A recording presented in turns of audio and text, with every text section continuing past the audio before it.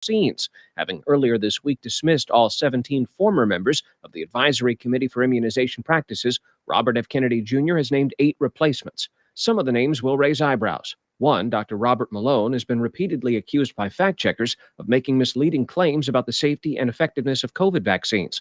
Other appointees have aired similar skepticism. ABC's Stephen Portnoy. Los Angeles police preparing for another night of protests against immigration raids. LA's mayor says a curfew remains in place. The state is suing the Trump administration to stop the deployment of federal troops. Demonstrations also spreading to other cities. Texas Governor Greg Abbott mobilizing the state's National Guard as a preemptive measure. And stocks today ending down over tariffs. Concerns over impact on the economy. This is ABC News. Music fans are mourning the death of Brian Wilson, the founding member of the Beach Boys. He's considered one of the most influential pop musicians of the 20th century, architect of the California sound. But Brian Wilson started simple, singing with his brothers in their living room, then forming the Beach Boys in 1961. The band's popularity put a strain on Wilson, suffering a nervous breakdown in 1964, the start of a lifelong struggle with mental health issues and substance abuse. Out of those battles came the release of Pet Sounds, his crowning achievement and widely regarded as a masterpiece. Wilson was inducted into the Rock and Roll Hall of Fame with the Beach Boys in 1988. Matt Wolf, ABC News. Brian Wilson was 82.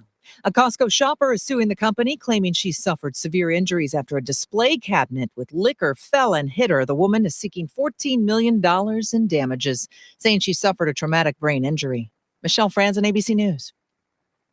$5,000. That's the average amount of money people in the U.S. are now spending on gas in a year. $5,000. That's crazy. If you drive, you have to download Upside, the free app that gives you cash back every time you get gas. That's right. You can earn real cash back with Upside just by buying the gas you're already buying. You can literally start earning cash back today. I use Upside every time I fill up, and I've already made around $300. You're putting gas in your car anyway. Why not get real cash back? If you like free money, download Upside. I'm saving the cash I earn from using Upside to help pay for a vacation later this year. Download the free Upside app now to earn cash back every time you buy gas. Use promo code EARN to get an extra 25 cents per gallon on your first tank. You can cash out anytime right to your bank, PayPal, or a gift card for Amazon and other brands. Just download the free Upside app and use promo code EARN for a 25 cents per gallon bonus on your first tank. That's code EARN for a 25 cents per gallon bonus. The views and opinions of the following show do not reflect those of WSMN, its owners, and/or associates. Welcome to the Common Sense Conservatives, a political discussion group about current events and other government-related matters every Wednesday evening from 7 to 8 p.m. Right here on WSMN 1590 AM, WSMN 95.3 FM, and streaming live on wsmn.live. Making sense of the inverted reality we are subject to every day. The Common Sense Conservatives are here to help bring you back to reality. Now, your hosts, Chris Wyatt, Todd McKinley, and John Grover. All right. Hey, folks, welcome back to the Common Sense Conservatives. I'm Todd McKinley in Northeast Tennessee, joined by my co-host, Colonel Chris Wyatt in Central PA, and John Grosvenor, as always, holding down the studio there in Nashua for everybody. We appreciate our listeners. Speaking of the inverted reality, is there anything going on out in the West Coast right now that's a little weird? Is it peaceful protests, or is it what's going on out there? Well, it's a mostly peaceful protest, I understand, from Los Angeles ABC reporter, as people heckled her in the background and cars were burned down the street. But it's not just in Los Angeles. This coordinated insurrection is arising in multiple municipalities around the country last night. Fortunately, authorities were prepared in several municipalities across the United States to deal with these reprobates. It's time for arrest, indictment, trial, and execution. I mean, imprisonment or execution if it's appropriate. Ready? Aim! Fire. Stop the execution. Yeah, we're not going to tolerate this nonsense that Trump tolerated in 2020. It's the end of this nonsense. This day is ended. You clowns are not going to get away with this nonsense, and it's about time. Absolutely. John, what say you before we bring in our guest if he's ready to rock? I guess not saying a whole lot. You know, that nutty stuff going on there in LA, it's incredible. It's I'm watching these guys claiming that that was Mexico first, and how dare they try to kick them out of their own country, sort of thing. Right? They're trying to make believe like it's. I'm sorry, Mexico first. Weren't there Native Americans there before the conquistadors came along? So this is a narrative by La Raza, a racist organization of Hispanic scumbags whose ultimate goal is the reconquista of the old Southwest in California, which they lost in a war. Get over it. Also, Absolutely. I think it was a territory to Mexico. It wasn't actually a state of James K. Polk, who was the president at the time from Tennessee, kicked their butts. It's ours. Get over it. And part of we purchased the Gadsden purchase, we bought outright. So Gadsden purchase. Yeah, we paid them a lot of money. Absolutely. That's right. Hit the road, Jack. But John, speaking of crowds and speaking of, riots and so on and so forth and protests and et cetera, you want to introduce our guest and bring him in? Absolutely. I'm going to bring in Mr. Adam Swart, founder and CEO of Crowds on Demand. Hi, Adam. How you doing? Hey, how's it going? Good evening, guys, out in New Hampshire and all across the country. It's a pleasure to be with you. I've heard some great things about what you guys do on this show. New Hampshire is really like a common sense state, so I can't think of a better name for your show than that. It's often thought of as being a blue state, but we're definitely a red state statewide, blue on a federal level. We're screwed that way. Well, you guys actually pay attention to how you vote, which I think more people need to do. That's why it has these different reputations, because people actually study. They say, okay, I'll vote for a Democrat if he's sensible. I'll vote for a Republican if he's sensible. And that's what people across the country should do. People shouldn't just be like little sheep and vote for the party, because we don't owe anything to the parties. The parties are corrupt apparatuses that are supposed to channel the people, but they have their own ideas at play. So I don't swear allegiance to any party. So that's kind of why I've always had an affinity for people of New Hampshire, but it's too cold for me. So I love it. A little bit chilly. Well, before we begin the interview, Colonel, would you like to go ahead and take the lead real quick? Sure. Well, let's get started here, Adam. So you started, I think, as a student at UCLA, University of California, Los Angeles. Lovely campus there. Go Bruins. But you started this business back then. I think you said something along the lines that if a politician says something in front of a crowd of 1,000, it means one thing as opposed to a crowd of 10, which is an argument I've made with social media for a long time. YouTube shadow banned my content for a long time, and then finally broke through several months ago after years of toiling and achieved 100,000 subscribers. And my argument, a lot of my viewers are like, Chris, don't worry about your audience. It doesn't matter. People are really loyal. And I said, well, it's great that people are loyal, but Alexander the Great, if he had 10 loyal soldiers, wouldn't have conquered the world. You want to get your message out there. And the way to get your message out there was a larger crowd. Was that the intent, Adam? Did it have something to do with why you organized this as a way to get more attention on issues? Right. So the way that I see what we do at Crowds on Demand, it's a catalyst, right? So what we do, you cannot, I think there's a lot of misperception that what we do is make something look bigger than it is, right? So there's this kind of charge of manipulation that I've always kind of disagreed with, because what we do is a catalyst. So let me give you kind of two examples of kind of paid movements, one that ultimately grew and one that didn't. So look at the Tea Party. The Tea Party was backed by a ton of money in 2009, 2010 by the Koch brothers and other kind of wealthy conservatives, right? So it started as kind of people wearing that colonial garb, Fox News, conservative media really amplified it. If there hadn't been money, it would have never gotten that attention to grow, right? So it obviously grew because that message resonated with a lot of people, right? But if they hadn't had money to catalyze it, it wouldn't have necessarily grown.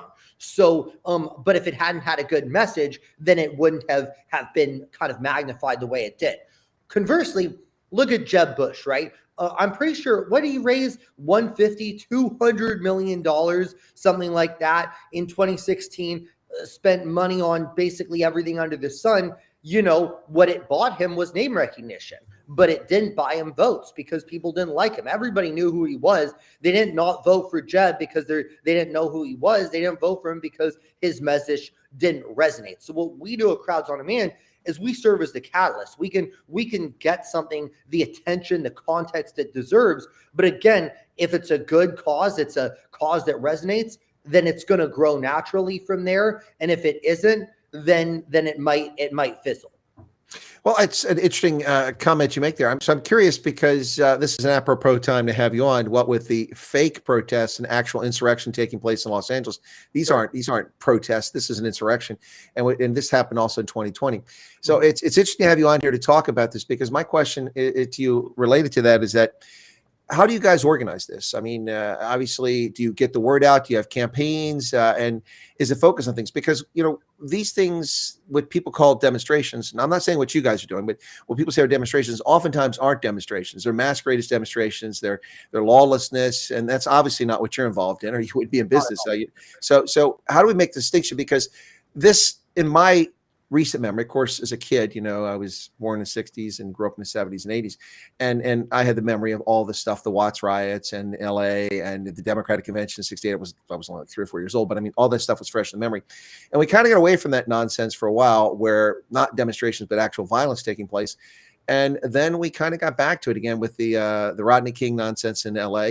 And then a lot of that more recently. But, it's interesting when we ask this question about how do you guys do this? Because like the thing for me, the catalyst that's led to a lot of the violent things we've seen in the past 25 years was the World Trade Organization protest in Seattle. I think it was in 98. Yeah.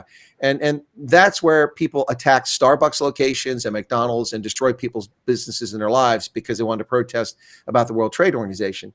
So how do you guys draw the distinction? And I've seen some of the causes that you've been behind, bringing down barriers against LGBT bigotry and corporate what's the word I'm looking for? I guess bigotry is the right word. But how do you guys make a distinction and how do you go about this? Because I think people are curious, particularly in light of what's happening.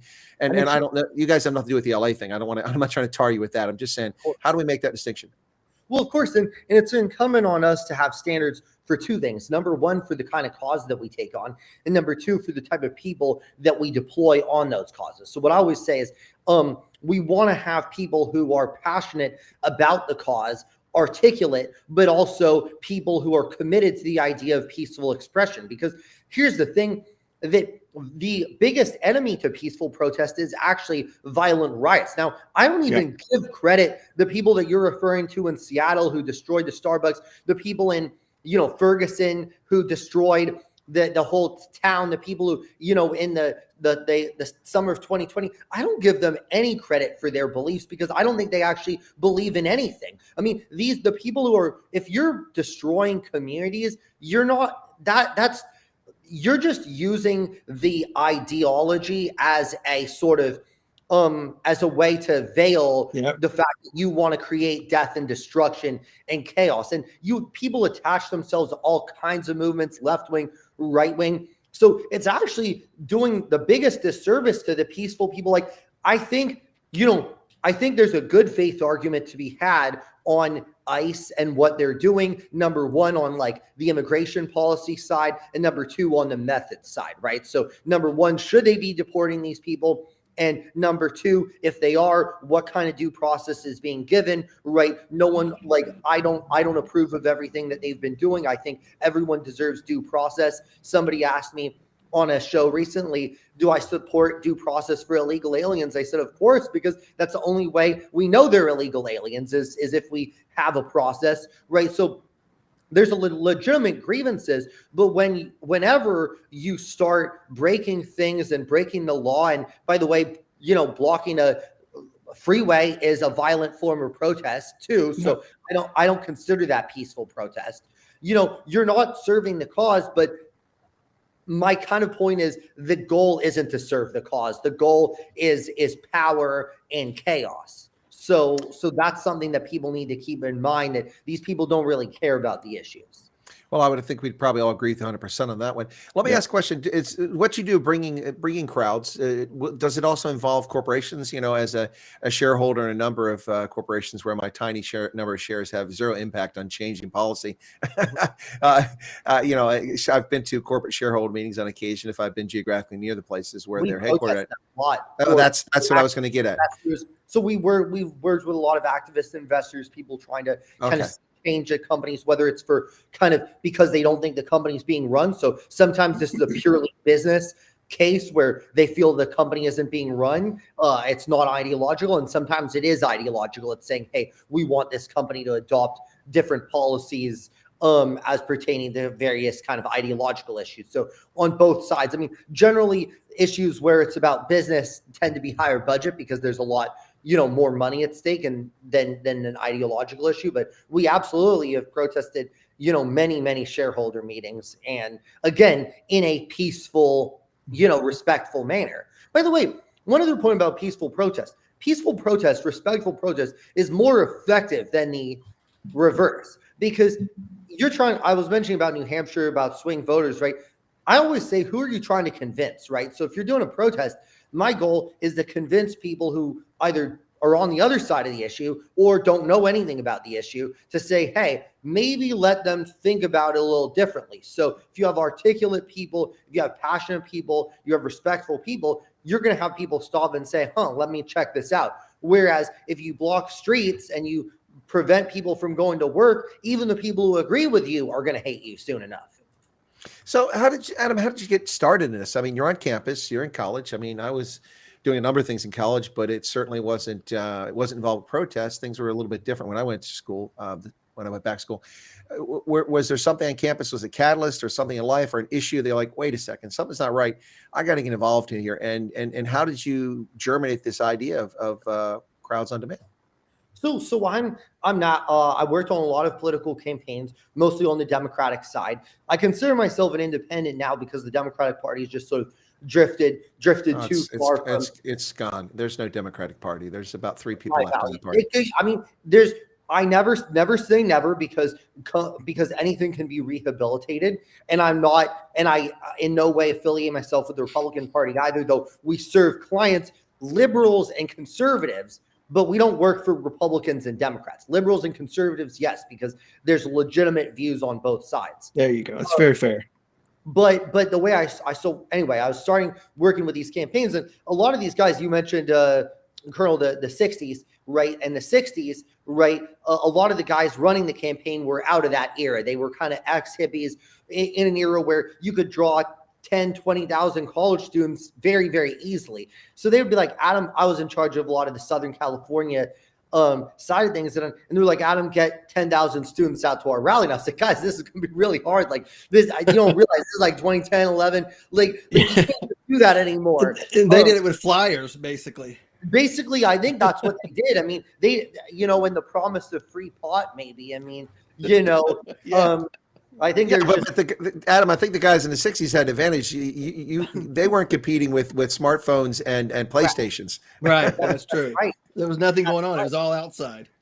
Right. And there was kind of a fun to that. Right. And so they would tell me to do this. So obviously it's very hard to get that level of turnout. But again, that's kind of where I got the idea of the context, because I heard a lot of very eloquent speeches that never got amplified because they were given in front of 10 people. And imagine the best speeches, in front of just a small audience, it wouldn't have any resonance. So even if you got 100 people, 1,000 people out there to listen to a candidate speak, it changes the dynamics. But even more so, guys, let's just say your opponent is having 5,000 people rally, right? And I just have 25 people outside protesting, respectfully. But now the media covers it as a both sides thing. So they have 5,000, we have 25. So we're a fraction of 1%, right? And yet we're getting a third, a half of the coverage. This person at a rally, these protesters protested the rally, right? So it's kind of, it's what we were getting people, the candidates is what's called earned media. So for your audience, earned media is basically, this is what you would have to pay to advertise if you wanted to buy those ads. So we're generating 6-7 figures in earned media for these people and getting paid peanuts. So I was kind of thinking, hey, we're in LA. There's a lot of people kind of out of work. Why not put them to work attending these kind of events where there's a huge demand and the value is there? And it kind of got started there. And it wasn't just, and by the way, it wasn't just rallies and protests. It was PR stunts on behalf of companies, like to really draw a bunch of attention there. So it was a lot of things like that. Does any of this involve, events like flash crowds? Do you ever do anything Absolutely. like that? We do, and mostly for kind of a promotional thing for businesses. But yes, absolutely. So I mean, a business that it wants to do something like that could hire you for a non-political purpose whatsoever, just to get their brand out there. There's a misnomer that most of what we do is political. It varies by the year, but it's not for a vast majority of our existence. Most of what we did was not political. It was a lot of promotional events or maybe business to business disputes, but not always politics. So we do a lot of non-political things, and I love that because it's a little less controversial. Plus, we can hire actors, so when it's kind of a promotional event, we hire actors. When I started the company, we hired actors for politics too, but I've moved away from that because I didn't like the ethics of that.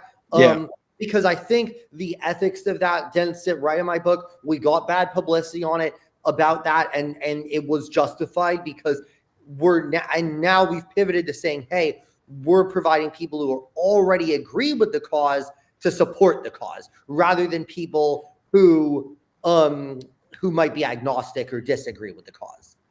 So I think it's interesting, when we talk about this, I use the phrase, if it's incorrect, you can correct me, but paid protesters, if we have the concept of paid protesters, you talked about the look of having actors, that definitely could be a problem. We talk about political issues here, it can be detrimental to the cause that you're trying to achieve. But paid protesters, the initial reaction for most people, I suspect, is, well, wait a second, no, that's, but there's got to be some value and merit to this. I mean, it's not necessarily a wrong thing. Maybe we automatically defer to just a negative view of that. I mean, any comments on that? I mean, I completely agree. By the way, is with everything, if you're an independent thinker, don't assume something is bad or something is good. Drill into what it is you specifically don't like about it. And if you still don't like it, that's fine, right? So let's drill into paid protesting, right? So think about talk show hosts, right? Tucker Carlson, Rachel Maddow, two of the most wealthiest, best paid talk show hosts in the country, right? So they both get paid, I think, 8 figures in some way to speak their beliefs, right? And they're generally given the benefit of the doubt that they believe what they're saying, right? So they're getting tens of millions of dollars to spew liberal or conservative talking points, right? So it's kind of a little bit of a stretch to say, so they are genuine when they're getting tens of millions, but a protester getting a few $100 is somehow, they don't believe in it, right? They don't believe. There you go. So I think of it as think about it, if you're like you guys, are more on the conservative end. If someone offered to pay you even a considerable amount of money to demonstrate for BLM or whatever, you guys would decline that offer, right? And I would imagine that conversely, those BLM people would not be out there demonstrating for conservative or certainly not for Trumpian causes. So the thing is that what we pay people is we pay people well. We pay people enough to kind of turn out because, people are busy. Life is busy. But we don't pay people enough to essentially change their beliefs on our behalf. No, I got you that, but I would imagine that somewhere in amongst the crowd, you have to have some, I don't know, what's the phrase here, Bob, true believers or people that actually know the issues, whether it's a corporate governance issue or something that's coming up at a shareholders meeting or it's a political rally. You've got to have some people in that crowd that actually know what the heck they're talking about, not just to come out to be part of it. Because, mass moves mountains. That's the bottom line. It's like glaciers may move slowly, but they move entire mountain ranges. And that's what can happen with a demonstration. If you got 3,000 people show up, that can be quite massive, particularly on a campus. So amongst that, though, it's got to be some people that really know what's going on. Is that something you have to plan on these events? And how do you do that? Oh, right. So yes, and yes to all those questions, right? So obviously what we do is in every crowd, we want people who are excellent advocates and people who are generally articulate, but aren't necessarily media ready. I mean, if you go to any demonstration, there are people who are more articulate and there are people who are less articulate. We try to have as many articulate people who have specific life experiences about this stuff, right? And the reality is that it works well. I mean, one of the other kind of ethical things that I like to say is I think there's also a misnomer that the number of people demonstrating on an issue is some sort of barometer of the overall national sentiment. So you're saying, so there's this sort of idea that having people compensated to turn out there makes something look bigger than it really is. But the way that I look at it is, I think if you think that, you don't really understand how movements work, because the reality is there's so many movements that we work on where 80% of the people agree with our position, but the 20% who don't are the ones who are always out at the meeting. So we're actually hired by the 80% to protest, to be the counterforce to the 20% who are always getting their way because they're always there. So if you're kind of saying, oh, well, there's 100 people on one side and 10 people on the other side showing up, so therefore 10 to 1 support the cause, then that's really not a good understanding of how protest works. The idea of protest is to raise awareness of an issue and make sure people know about it, right? And then it's up to people to make their decisions about how to proceed. No, 100%. No, I wasn't making a statement. In fact, to me, the concept of relying on size is really anathema to the whole founding of a republic. That's why we have a system, we have it set up so that we didn't have tyranny of the majority. So the 50+1 of the country couldn't dictate to what the rest of the country has. That's why I have a bicameral legislature with each state is just as important. So Wyoming with 550,000 people is just as important as California in the Senate. Sure. Now the people represent the House. So yeah, no, but certainly there is, unrelated to what I said, but certainly there is a point to size. I mean, during the COVID scam, we had 600,000 people marching every weekend in Melbourne, Australia, in a country of just 30 million people. That's insane. And in Melbourne, that was fully about 30%, 40% of the entire population of the metropolitan area. I mean, that's truly a statement when those people show up in that way. But I don't say that 10 people or 1,000 people is really an issue. The fact that somebody's protesting means that somebody's unhappy. And as far as I'm concerned, we should consider the interest of all people. That doesn't necessarily mean the minority wins, but certainly everyone's thoughts should be considered. I imagine that's kind of the idea behind bringing crowds on demand for a protest. Correct, and because we can force people to pay attention to the issue, right? So the concept of a protest, as you correctly articulated, is you can't ignore it, right? When you're outside a major building, outside a major event, now you see it, now you're paying attention. If you don't agree, you don't agree, right?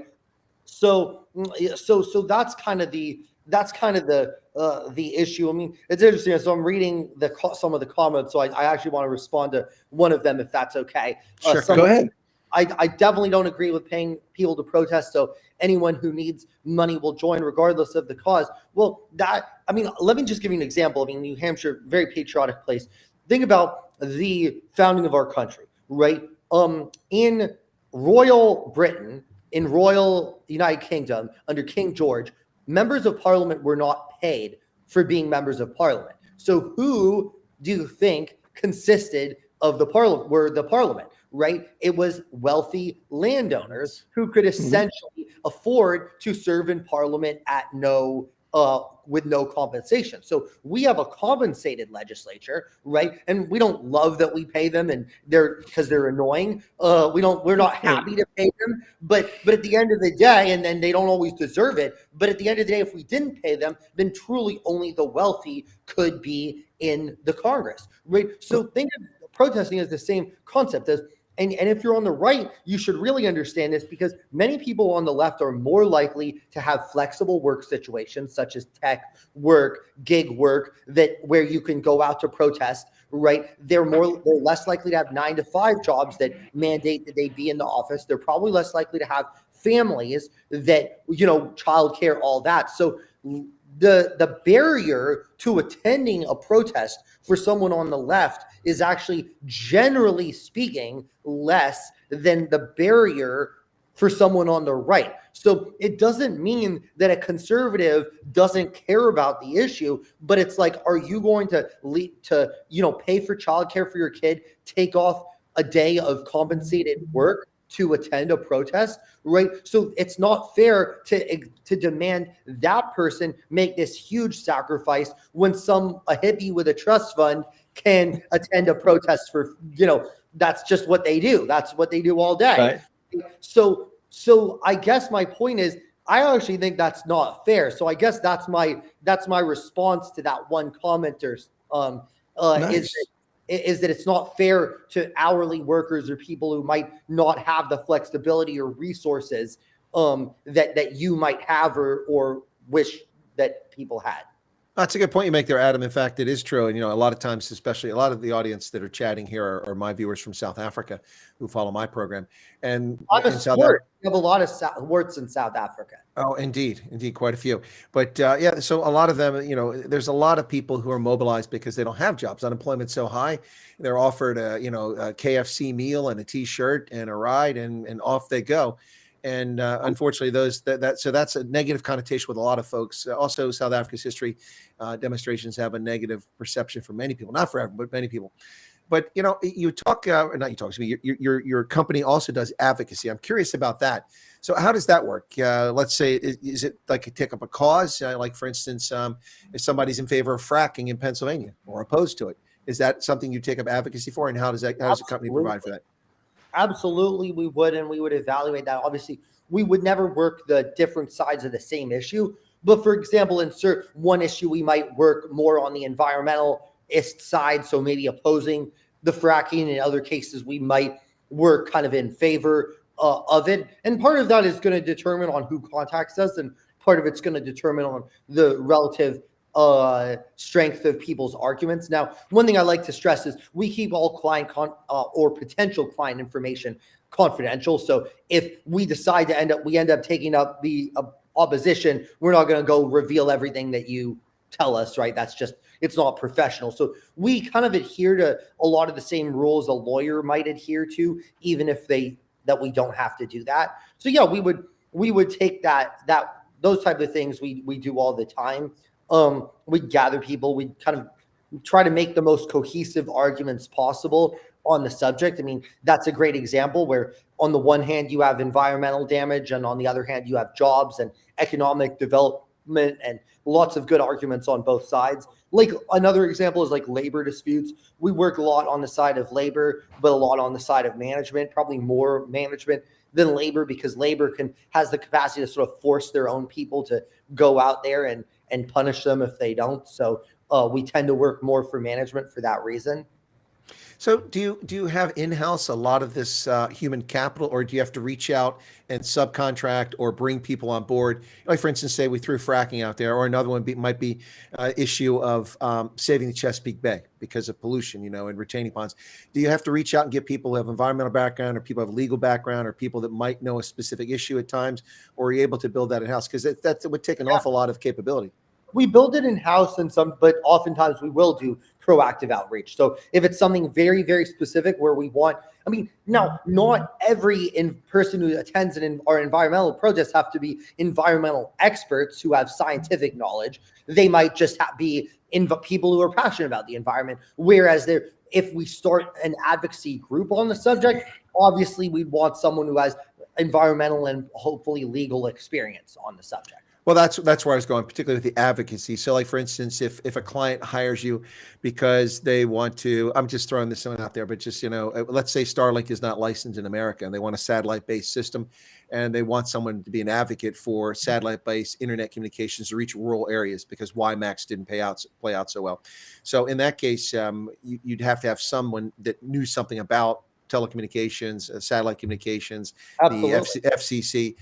It's going to be difficult, I would imagine, to have a lot of that in-house. So that might be an occasion where you have to bring in someone from outside. Yes. Oh, absolutely. And where we do. And what we do is we put it under, it all is in coordination with what the client wants. But in some cases, we'd start an organization, have an executive director, have, general counsel, legal counsel as needed as part of that effort, right? So one of the benefits that we provide to our clients is advocacy from the ground up. So, with all this cancel culture, both from the right and from the left, a lot of times a well-heeled interest might come to us and say, hey, Adam, I really want to start something on this subject, but I don't want myself or my company in any way associated with it. I want kind of one level removed. And that sounds kind of shady on one level, but here's why it's not. it's not about being shady. It's actually about saying, I want to be able to participate without essentially having people come after me, my family, my livelihood, my board seats, whatever, right? In the era of cancel culture, a lot of times, if it's like this individual or this company is funding this effort, now they start getting targeted by a ton of mouth breathing cancel culture activists, right? So we function in one sense to say, hey, you just give this case to us, tell us kind of the general budget that we're going to deploy, and then we kind of take it from there. Hey, folks, you're listening to Common Sense Conservatives right here on WSMN. You can catch it on wsmn.com. You can also catch us on Todd's favorite word, the interwebs. You can catch us on the internet on multiple locations, Truckers Independent Broadcasting Network, also on my channel at Colonel Chris Wyatt on the YouTube platform. And I think we're on Facebook, too, a number of other places you can catch out there. But every Wednesday night from 7 to 9 p.m., the Common Sense Conservatives, oftentimes with guests. And our guest tonight is the CEO and founder of Crowds on Demand. And that, of course, is Adam Swart, who's talking to us about this. Now, Adam, you've touched on something that I wanted to raise, and I think it's a very important point for this because it's important for you from a corporate standpoint, I'm certain, but that's why I want to tease it out.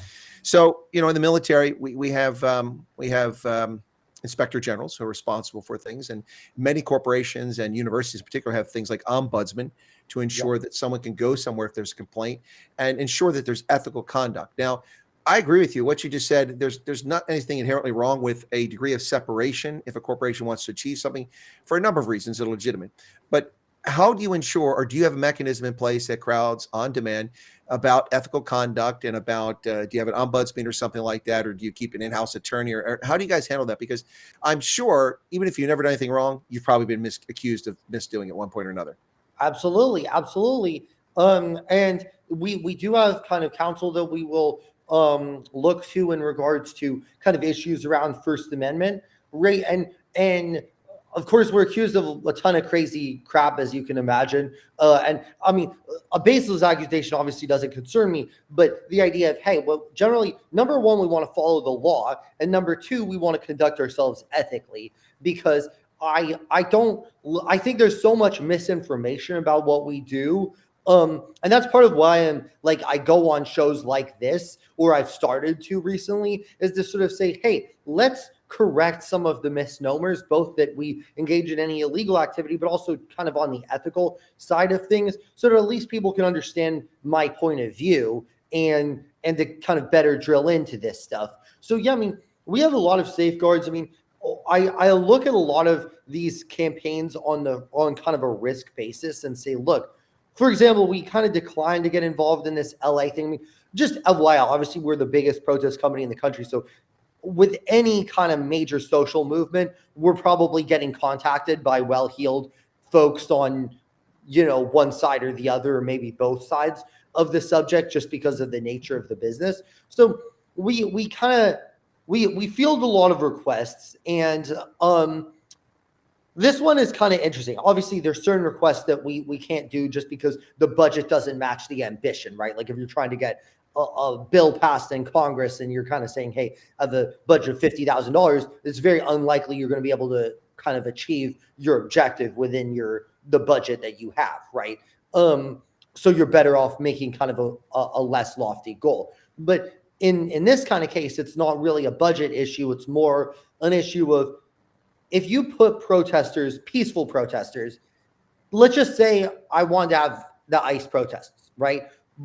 And I want to have peaceful protesters. But the problem is there are all these violent Antifa agitators all around these protests. So how can I ensure, or how can I make it likely that my guy holding sign isn't going to end up standing next to some wackadoodle throwing a Molotov cocktail, and then authorities trying to discern who is who are going to have trouble? So that's kind of creating an unnecessary risk, and also lending myself to kind of creating the false impression that perhaps we are behind kind of the bad stuff. So, no, it sounds like prudence is a good judgment there. Well, it's just staying away from stuff like that.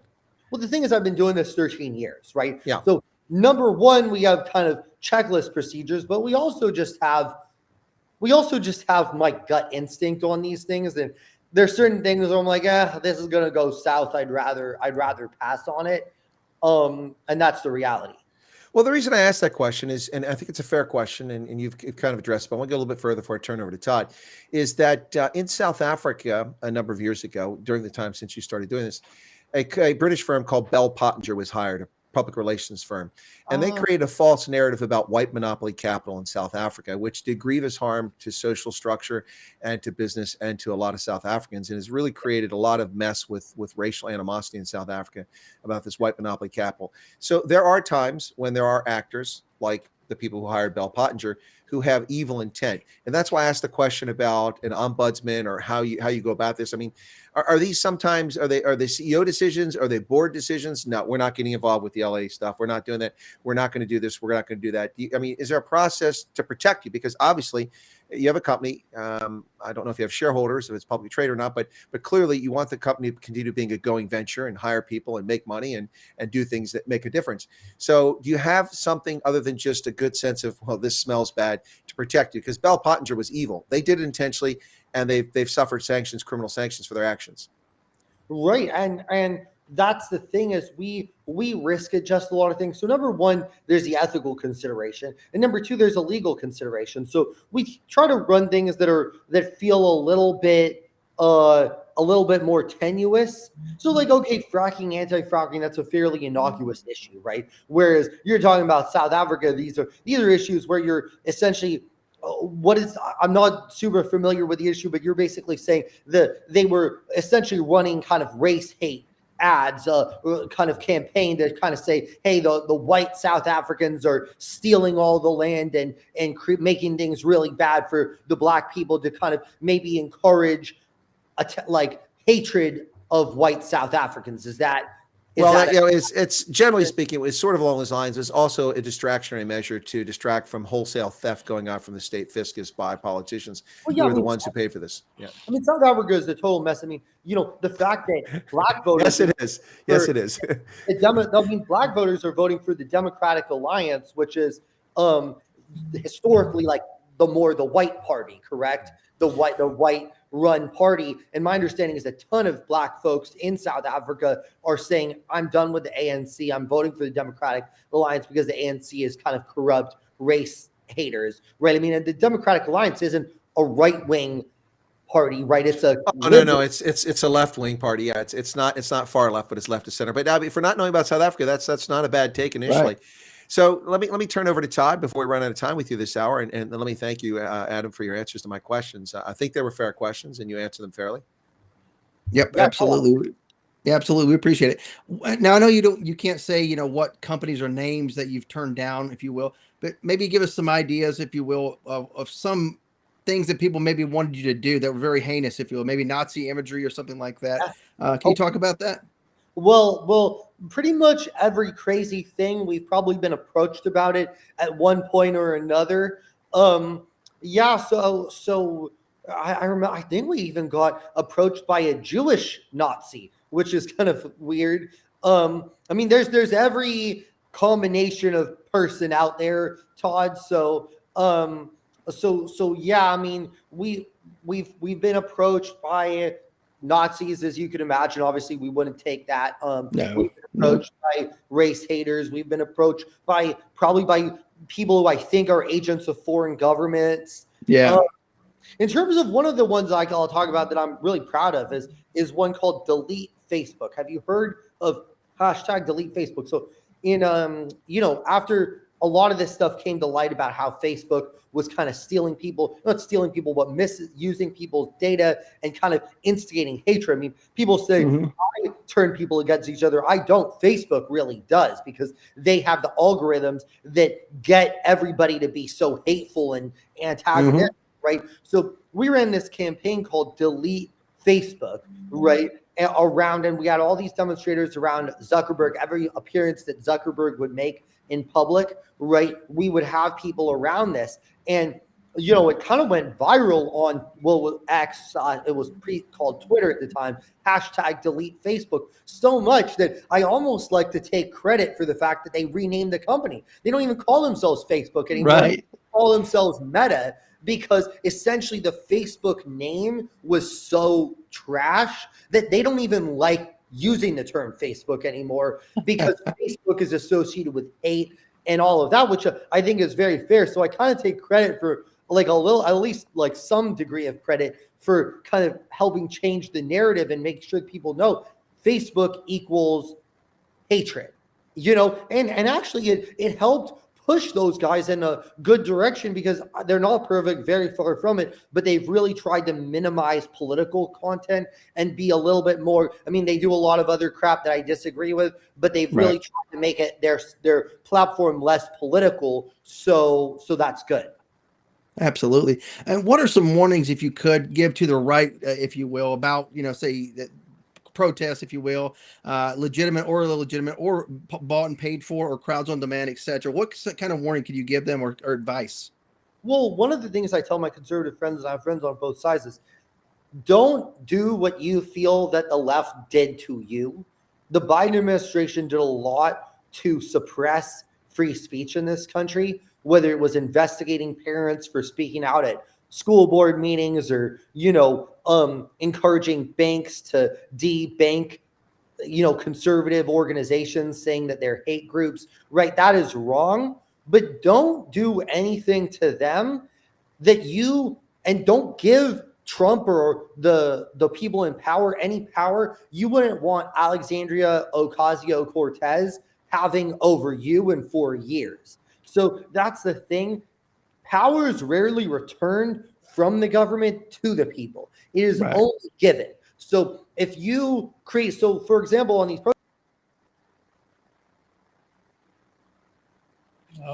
we lost him. There he is. Allowing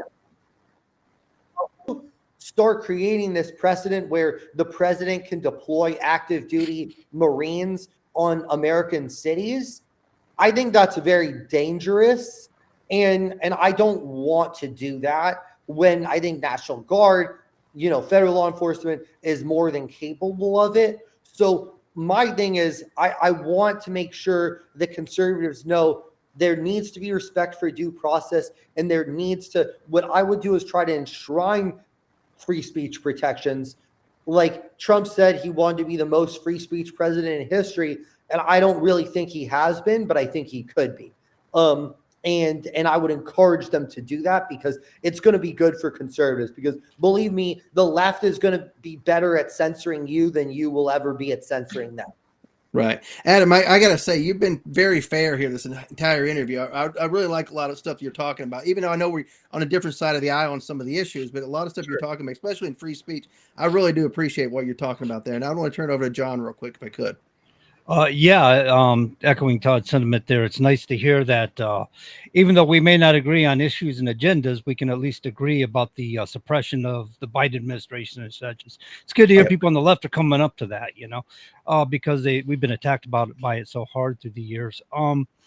So we've talked quite a bit about what it is you do and stuff, but we are seeing a protest in Los Angeles now where people are violent. People are throwing frozen water bottles at cops. They're attacking law enforcement officers. They're burning cars. They're attacking police officers for whatever reason. I don't know. I have nothing to do with ICE.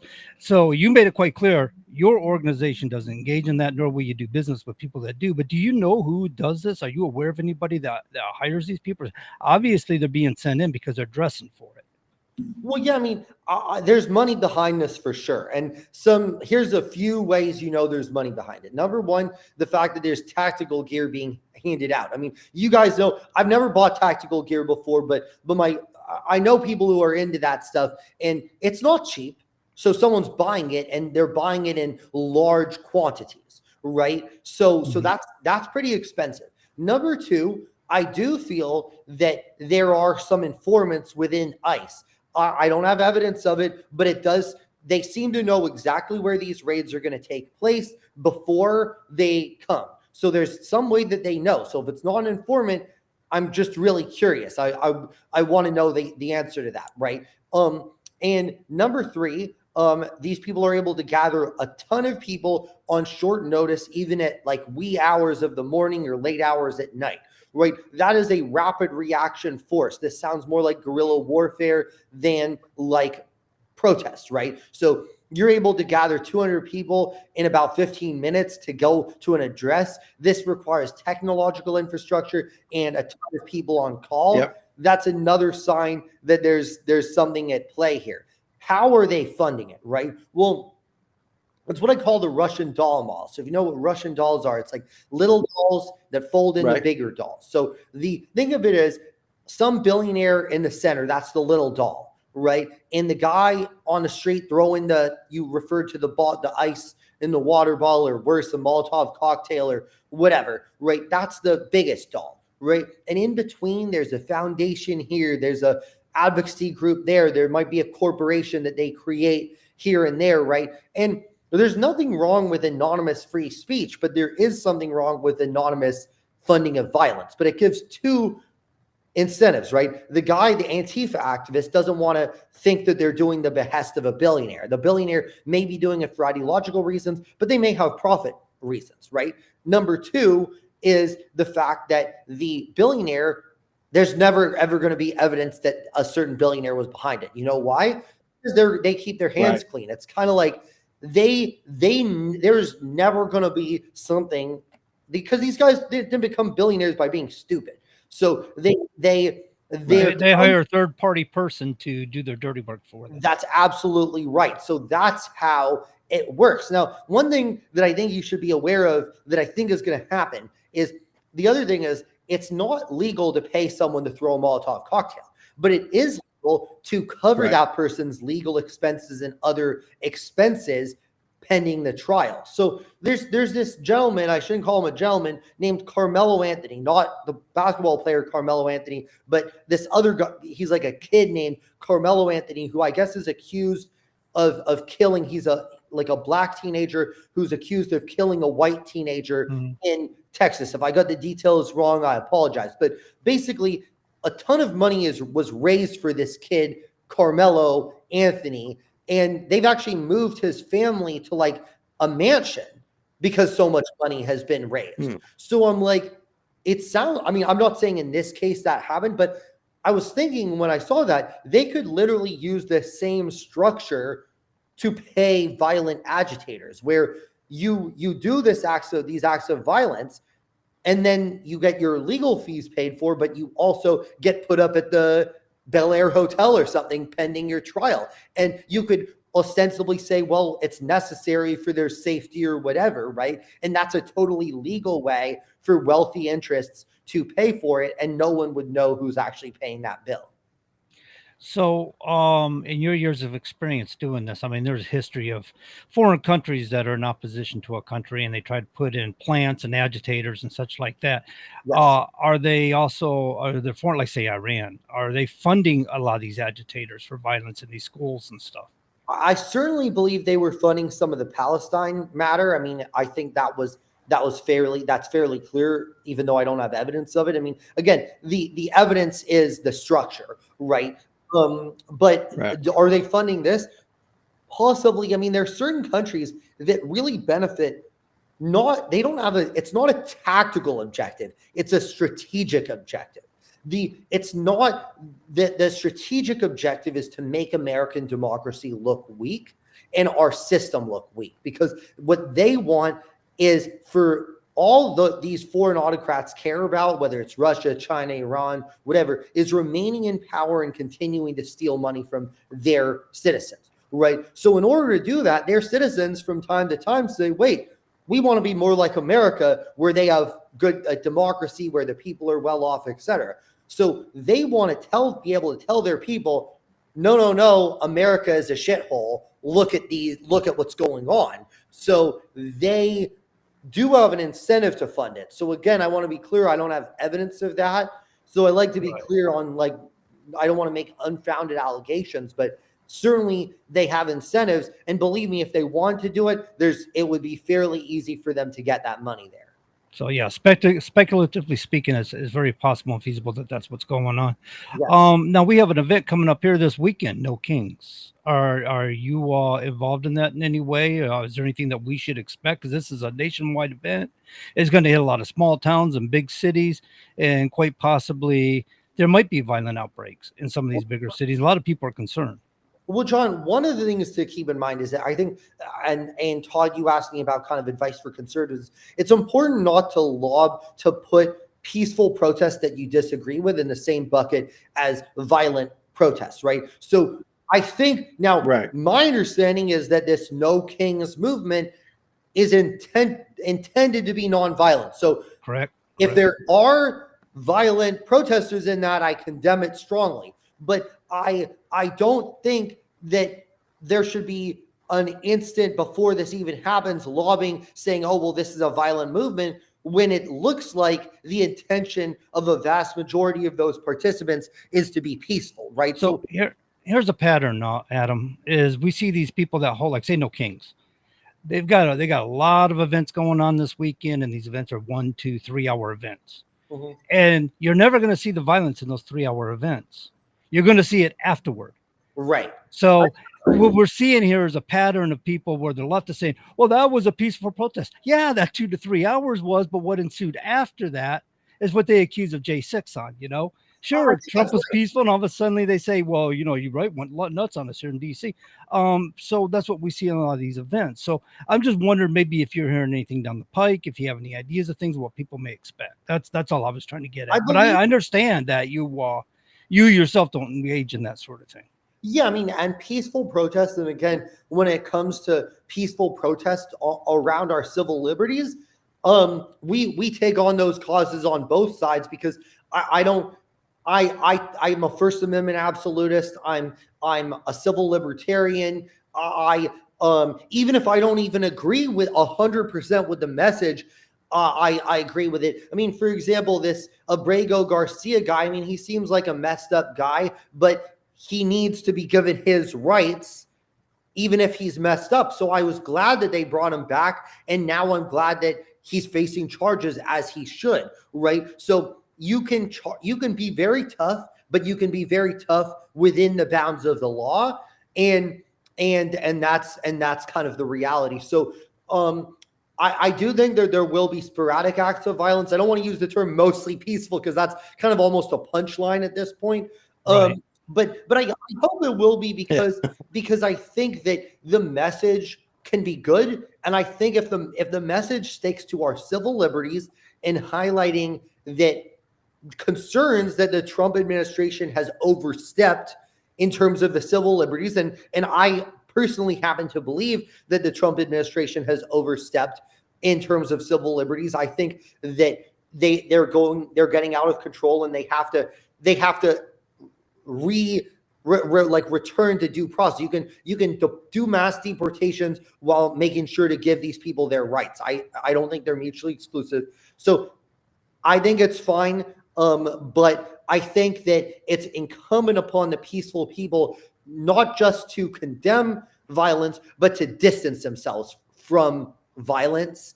I'm actually working on something. It's at an early level now, but it's called a Protesters' Bill of Rights and Responsibilities that I'm going to want every advocacy group to sign on to, that basically says, every law enforcement agency to sign on to, that says, here are the rights that every protester must be afforded, but here are the responsibilities incumbent upon them within those rights. And I'm drafting it. I'm working on it, because I think that's going to have, what I want is a common set of standards across the country, where to make sure that the peaceful protest is completely respected and facilitated, whereas violent uprisings are punished and all right, folks, we'll be back after the break. Adam, thank you very much for being here. God bless. Thank you, Chris, Todd, John.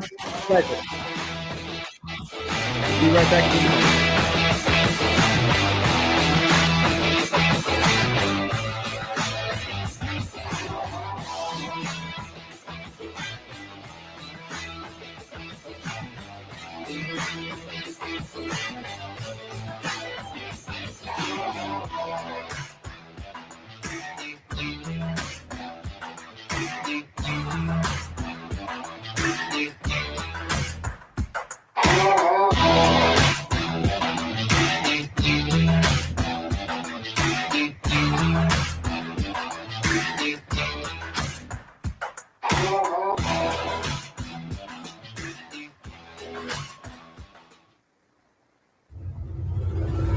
WSMN 1590, WSMN 95.3 FM Nashua. Listen, watch, and stream at wsmn.live.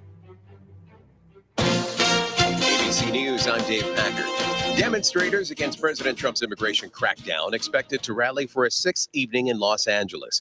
The tone of the demonstration seeming much calmer today. Los Angeles County Sheriff Robert Luna urging protesters to make their voices heard peacefully. We will facilitate all peaceful First Amendment activity. As opposed to last night when LAPD Chief Jim McDonnell says 3 individuals were arrested and charged with attacks against officers. These were deliberate attacks, acts that injured officers who were simply doing their job out there to protect the public. U.S. and Chinese officials say they've reached a tentative agreement to get trade relations back on track. Details scarce, but President Trump said China will make it easier for the U.S. to get much-needed magnets and rare earth minerals.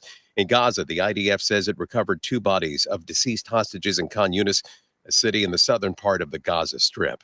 This is ABC News.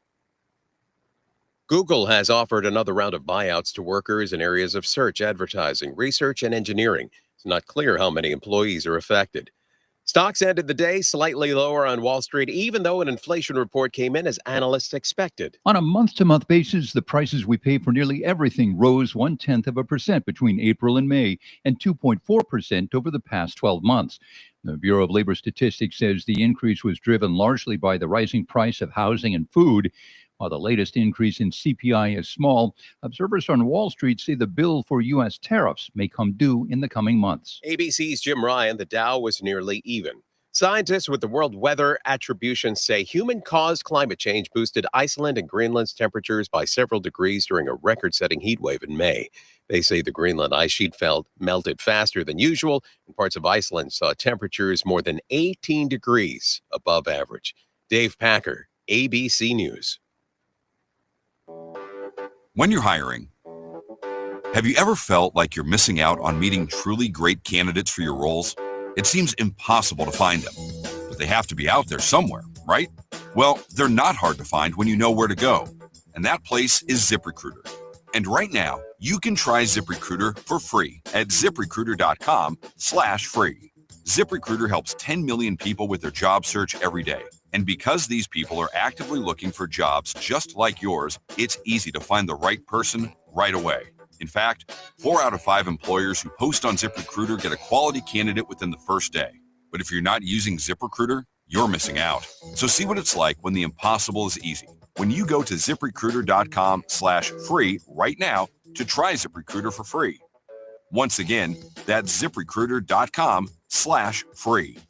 ZipRecruiter.com/free. Never miss out on great candidates with ZipRecruiter. Continuing the legacy started in 1904, Roger Pellerin of Gate City Monument Incorporated continues to provide the same high-quality monument, custom headstone, and stoneworking craftsmanship today that they built their reputation on over 100 years ago. Servicing Nashua, New Hampshire, as well as nearby areas in Massachusetts, such as Lowell, Billerica, Chelmsford, and beyond. From creating custom monuments to memorialize, to landscaping and granite work or restorative services, each job is done to your satisfaction and is backed by decades of experience and integrity. If you're thinking about stonework, think Roger Pellerin of Gate City Monument. Visit online at gatecitymonument.com. Stop by and meet Roger at 321 West Hollis Street in Nashua, or call 603-883-7141. That's 603-883-7141. Gate City Monument, memorials of distinction for people who care.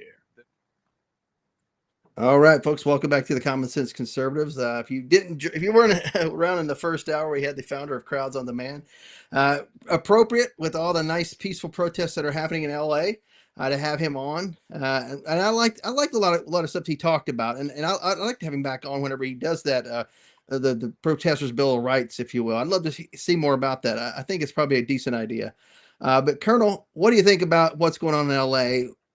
And of course, I know you were about to jump in whenever he said you didn't think he should send the Marines into LA. I know you were about to correct something, but talk about that real quick. So look, the crux of this is, first off, a false narrative, a narrative that this is a legitimate protest. Number one, and also the lies about what Trump administration is doing.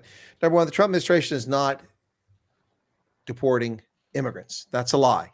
That's a factual lie. Right. These are not immigrants. These are criminal alien invaders who violated our sovereignty. Many of them are convicted, hardcore felony criminals, rapists, murderers, and pedophiles, amongst others, and arsonists. So that's the first thing. Anybody that would protest and start attacking federal officials and federal facilities over protecting convicted rapists, convicted murderers, people with final deportation orders, that's who's being kicked out of the country right now. They'll get around to the illegal aliens, which we haven't got to yet. They'll get around to them eventually. But right now, it's just these people. And to see anybody defend that, oops, somebody's zipping down the road there. To see anybody defend that is beyond the pale. So that's the first part. The second part of this is that this lie that Gavin Newsom, who fancies himself as a president, the man is not garbage collector material, let alone gubernatorial presidential material, runs around and spews his mouth saying that Trump is unconstitutional, illegal, and it's self-aggrandizement. Wrong. Title 10 authorizes the president to do exactly what he's doing with no requirement to notify any governor when he federalizes National Guard troops. Statement of fact, federal Title 10. In addition to that, to a 1794 law after the Constitution was implemented, also gives him the right to do this without notifying state governors. And finally, a 1878 insurrection law allows him to do it as well. And that grew out of the Civil War. That's why it came in 1878, because an insurrection took place in this country. So this has been done repeatedly. Unfortunately, the memory of Democrats is pretty thin. The last time it was done in this fashion was 1992 with the Rodney King riots in Los Angeles when active duty troops were deployed, not the National Guard. So the president has the authority to federalize troops at any time. So this is a lie. The next part of this, too, is that the federal troops, federalize the National Guard, the federal troops coming for 29 Palms are not interacting with rioters unless the rioters attack a federal building or federal officials, because that's what they're doing. They're pulling guard duty on federal buildings that were left undefended in Seattle during Chaz, left undefended by Karen Bass, who incited these riots, incited this violence, and should be arrested on the spot, and by the governor, who's irresponsible and failed to do anything. The people who are shooting at protesters, the people who are arresting protesters are the Los Angeles Police Department, the same people that stood idly by and let this metastasize. That's my thoughts on it. Enough of this nonsense. We cannot have lawlessness. This is not South Africa in 1985. This is not London, where it's been taken over by aliens. This is the United States. Law and order must prevail. And the nonsense that occurred in this country, across the country in 2020, cannot be allowed to repeat, or we have no country. And these are criminal innovators. Sorry, go ahead. Speaking of London, Speaking of London, I heard the other day I was watching something, and it's something like 40+% of the people or residents of London are 80% of 90% of east side of London is foreign born. They're not English. They're not even Brits. But God forbid you say something in the street, they'll attack you and harass you as if you're running on the streets of Riyadh. It's unbelievable. Leicester is a minority English city. Only 20% of the residents of Leicester are English, an English city. Manchester is rapidly becoming a minority English city, and the same in Birmingham. I went to a Cricket World Cup a couple years ago, New Zealand versus Pakistan, and I thought that I was in Lahore. 40,000 people there, 39,000 of them were rooting for Pakistan, and most of them lived in the greater metropolitan area. Anyway. Right. So if Pakistan was so great, why did you flee to go to London? Why do you want to make or London or England or Great Britain into where you Well, fled? it's no different than what we're seeing in Los Angeles, burning the American flag and singing the praise of Mexico. If Mexico is so great, why don't you go back to it? Yeah, why are you fighting deportation to go back? Well, and in fact, we see the figures here. Yeah. Let me get the numbers here earlier. The people arrested Go here, the government arrested these people. What's the number? I'm trying to find it here. 330 illegal aliens were arrested during the riots last night. 113 of them have prior criminal convictions. Attempted murder. I mean, the list goes on and on. It's unbelievable. Unbelievable. 157 people have been arrested for assault and obstruction related charges, including illegal immigrants and some U.S. citizens. People throwing Molotov cocktails at police officers. That's not civil unrest. That's an insurrection. That's a genuine insurrection. For the January 6th committee, you morons, let me introduce you to a genuine insurrection, one fomented by Democratic members of Congress. That's it right there. I mean, I thought you were reaching members of the city council of Los Angeles have been caught on film encouraging this violence. The mayor is responsible for this violence. The same mayor who said there was no problem, but then last night implemented a 10-hour curfew. If there's no problem, why is it 10 hours? I mean, that's basically, there's no darkness. You can only be walking around during the daytime if it's 10 hours because it's summertime. So, you know, it's time for this to end. Support for the Democratic Party is hovering at 20% or less nationwide. But I guarantee you in the next election, they're still going to be neck and neck with Republicans whenever it comes to any election, especially the midterms that are coming up. I dare say they're going to be neck and neck with Republicans, and we're going to be counting to the last day probably how many Republicans are going to be or how much in the majority they're going to have. It's going to be narrow, I dare say, because so many of these people in the country are just going to vote for them. I don't understand that. How do you change the minds? Yeah, I don't know how you change minds. It's look, people are brainwashed and indoctrinated. You know, I remember growing up, people were Democrats because their parents were Democrats. I mean, that's not a good reason to be Democrat. It's also not a good reason to be a Republican. You should achieve where you're at on the political spectrum based on your own views, your own education, your own thought process, not because of what your family did or this, that, and the other. That's you know, it's anyway. Look, it's sad, but these are criminals. And anyone who has sympathy for them should be, if they're out there causing chaos, arrested, prosecuted, indicted, prosecuted, convicted, and executed. I mean, in prison. You know, Sorry, I keep getting that Freudian slip there.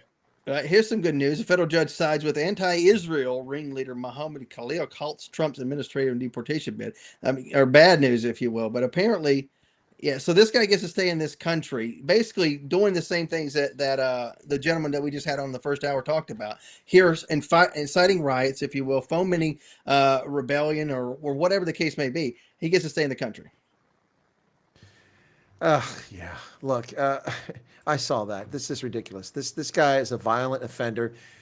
So don't send him abroad. Just put him in prison. Just put him in prison. Yeah, put him in jail. Put him in the Tombs or wherever. I think he's in New York, so put him in the Tombs. Lock him up. You know, I've seen now that they're saying that was somebody saying in the chat. Where did you see that? Yeah, somebody said in the chat that ICE vehicles are being blocked by people with the meatpacking workers are lying on the road in front of them. Well, run over them. Yeah, run over them. I mean, they're blocking a public street. You have no obligation. You've look. Brian Wilson was a Vietnam War veteran, 1987. He was so convinced that what he was doing right, trying to block a U.S. Navy munitions train. He sat on the tracks, and he's an amputee, double amputee. Lost both of his legs because he took it that seriously. Right. Yeah. So you know. And you said Brian Wilson. So speaking of Brian Wilson from the Beach Boys, he yes. passed away today. Which whenever you said Brian Wilson, I was like, wait a minute, where's he caveating this one to? Well, his first initial was S. You know, his middle name was Brian. He went by Brian Wilson. So yeah, but yeah, he lost both his legs. He took the protest so seriously. These people want to take it so seriously, then they face the consequences of being run over by automobiles. I mean, did you see the thing that lies, the video where the guy got in front of the ICE vehicle and was running backwards for several hundred feet, and then fell over. The vehicle stopped, never ran over him. They lied in the media, falsely claimed that they ran over the guy, did run over him, and then they said he was brain dead. Now, I beg to differ. The fact that he did that proved that he was brain dead before he ever hit the ground. Yeah, right. Yeah, exactly. Yeah. He was brain dead long before he hit the ground. He's not dead. He got up and walked away. We saw it on the video. Stupid lies. Anyway, so, but he's the architect of his own demise. I have no empathy for somebody like that. Had he died out there, that would be had he fallen and the vehicle run over him, that's the consequence of his stupidity. And absolutely, stupid people should wear signs. That way you wouldn't ask him questions. Or invite him to protest. Right. Here's a protest. There's John working on something over there. He's somebody calling him. John's camera went off. No, John's camera froze. I cannot. George was in here today. I was just talking to him before the show. In fact, I was talking to him so much I almost forgot to set it up. But I didn't ask him about the camera situation here, so I can't seem to work everything off OBS like I usually do. And the camera it's given me the same thing as last week is just one behind me, which I never use. And for some reason it froze up, and I've been playing with it, trying to figure it out. Okay. Technical dilemmas, people. I'm telling you, man, we need autonomous trucks out here on the roads because dumb technical stuff happens. I can imagine if they're platooning with 10 trucks at 80,000 pounds apiece, 800,000 pounds going down the interstate. I can only imagine what could go wrong, Chris. Yeah, no, nothing can go wrong. Just another day. Did we lose Todd now? Good Lord, what's going on? He's coming. He's coming back. People are dropping off left and right here. What's going on here? I don't know. You guys need to quit, buying internet in a box. Get a proper ISP. Mine's working good. Todd's probably lives in a valley, right? Yeah, in the valley. Which valley? San Fernando Valley? Hey, man. I hope not. Valley girls, man. Anyway, but seriously. Yikes. Crazy world, guys. Crazy world out there. So anyway. Now, what are your thoughts, or what do you think? So the orders the Marines actually received from 29 Palms before heading up to LA. What are some of the things that maybe they would have some information, intelligence, or something that they would have received before heading up? Well, I hope they would have got some intelligence. I don't know if what they got in advance, but because it's not a subject that the intelligence officer of the battalions are focused on, because it's domestic information. So wherever the intel officer for the battalion is sending troops up there, or from the post there, 29 Palms, would had to have gone over as a liaison to local law enforcement and to the National Guard to find out what's going on. And hopefully they've briefed the troops. But of course, they're going to get rules of engagement.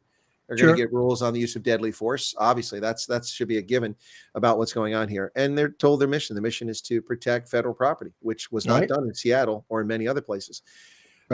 These people are dangerous, and the people who support them are dangerous. This is not, as Adam actually alluded to. He actually almost flat out stated this. I mean, these people are funded. I mean, this isn't just organic. They pallet loads of bricks once again being dropped off. And hundreds of people being handed out. Hundreds of people don't show up to one city all of a sudden off of one Facebook post or one tweet with tactical gear ready to start shooting and killing people. No, it doesn't work that way. Well, I mean, look, you can get organic crowds that come out of nowhere. I saw it in Africa all the time. People just climb up. But my point here is that, but it was right for it. But organic crowds don't show up with pickup truck loads full of tactical gear, body armor, face mask, protective mask, things like that, and pallet loads of bricks conveniently dropped on side streets near where these people are throwing bricks at federal vehicles. And that is attempted murder. I mean, when you throw a brick at a vehicle, that's attempted murder. And we have the person on foot. Why is that person not in jail? Why are the Los Angeles Police Department not going out and hunting this person down and locking him up in jail? They're dangerous, and someone's going to get killed. And not only did they throw those bricks at ICE, they threw them at privately owned vehicles, people just driving down the street. When this person gets away with this, then what's next? They're going to rape their neighbor because, hey, nothing's going to happen. They're going to murder somebody. That's what was happening in 2020. The Chaz zone. They were trying to self-police, and I saw this video. I swear to God, it's true. This guy comes running up in this video and says, "Hey, you guys, I can't do this anymore. I can't keep up with this anymore. We got our own people raping people. We got our own people robbing people. We got our own people doing all these things to each other." There's also murder in Chaz. There was murder there. He says, "I can't police all this stuff." Hello, genius. This is why we hired uniformed officers. This is why the we ones have you the wanted to rule of keep law. out. And not only do they do that, they also segregated that society. Remember, the Chaz was racially segregated. Only black people can go here. Right. Do they not get the irony of that? And what was funny, they had like a pan of dirt trying to grow crops, and only black people could partake in it or something. It's so stupid. I mean, you're not going to grow crops on a pan in the middle of Seattle on a street. Come on, it's not going to work that way. You may grow a little bit of grass or some weeds, maybe. That's about it. A little bit of grass, It probably grew grass, all right. You can grow some herbs in some pots. It probably grew grass. That's for darn sure. Man, I swear. Look, we cannot tolerate this. Pam Bondi, indictments, arrest warrants. Let's get busy. Get the marshals out there. Get the FBI out there. Let's start rounding these people up. There's lots of jail cells they can sit in. I think why can I not think of his name here now? FBI director. His name's escaping me, but Patel. Thank you. He made a statement. He says, "Man, we're overworked. Right now, we're overworked. We got so much going on, all these investigations, things going on." I will tell you what, as a federal law enforcement official, I'm happy to be deputized and flown to Los Angeles right now. I've got a nightstick and I can carry a firearm and I'm ready. But it's not just the arrest, but it's the investigative work you got to do. All the other stuff. I am a federal investigator. That's what I did. A counterintelligence agent. Let me loose. You just got to pay and fly me to LA. That's it. You got to pay. Chris is right there to do the booking. Anti-protester over here. We got Todd here to do the fingerprint, and we got Chris here to do the booking. I'll transport him to jail for you. I'll do the interrogation as well. And see, this is what we call surge capacity. Yes. You know who the qualified investigators are. You know who the qualified agents are, and you pick up the phone and you call them and you bring them in. You activate them. You deputize them. Give me a badge. Swear me in, and I'm ready. I'm ready, coach. Put me in. or what they could do is give you a cell to work with, if you will. So you'd have people to be able to work and transport you here and there and move around the whole city. That's what would need to happen. No, I'm happy to go to Los Angeles. I used to live in LA. Happy to go out there. I'll go tonight.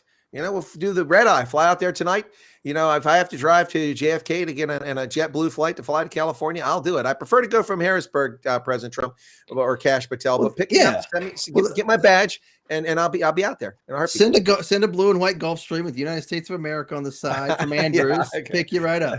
Yeah, that'll work too. But I'm happy to fly commercial. You know, right? But yeah, no, it's I'll fly the red eye. Get me out there, man.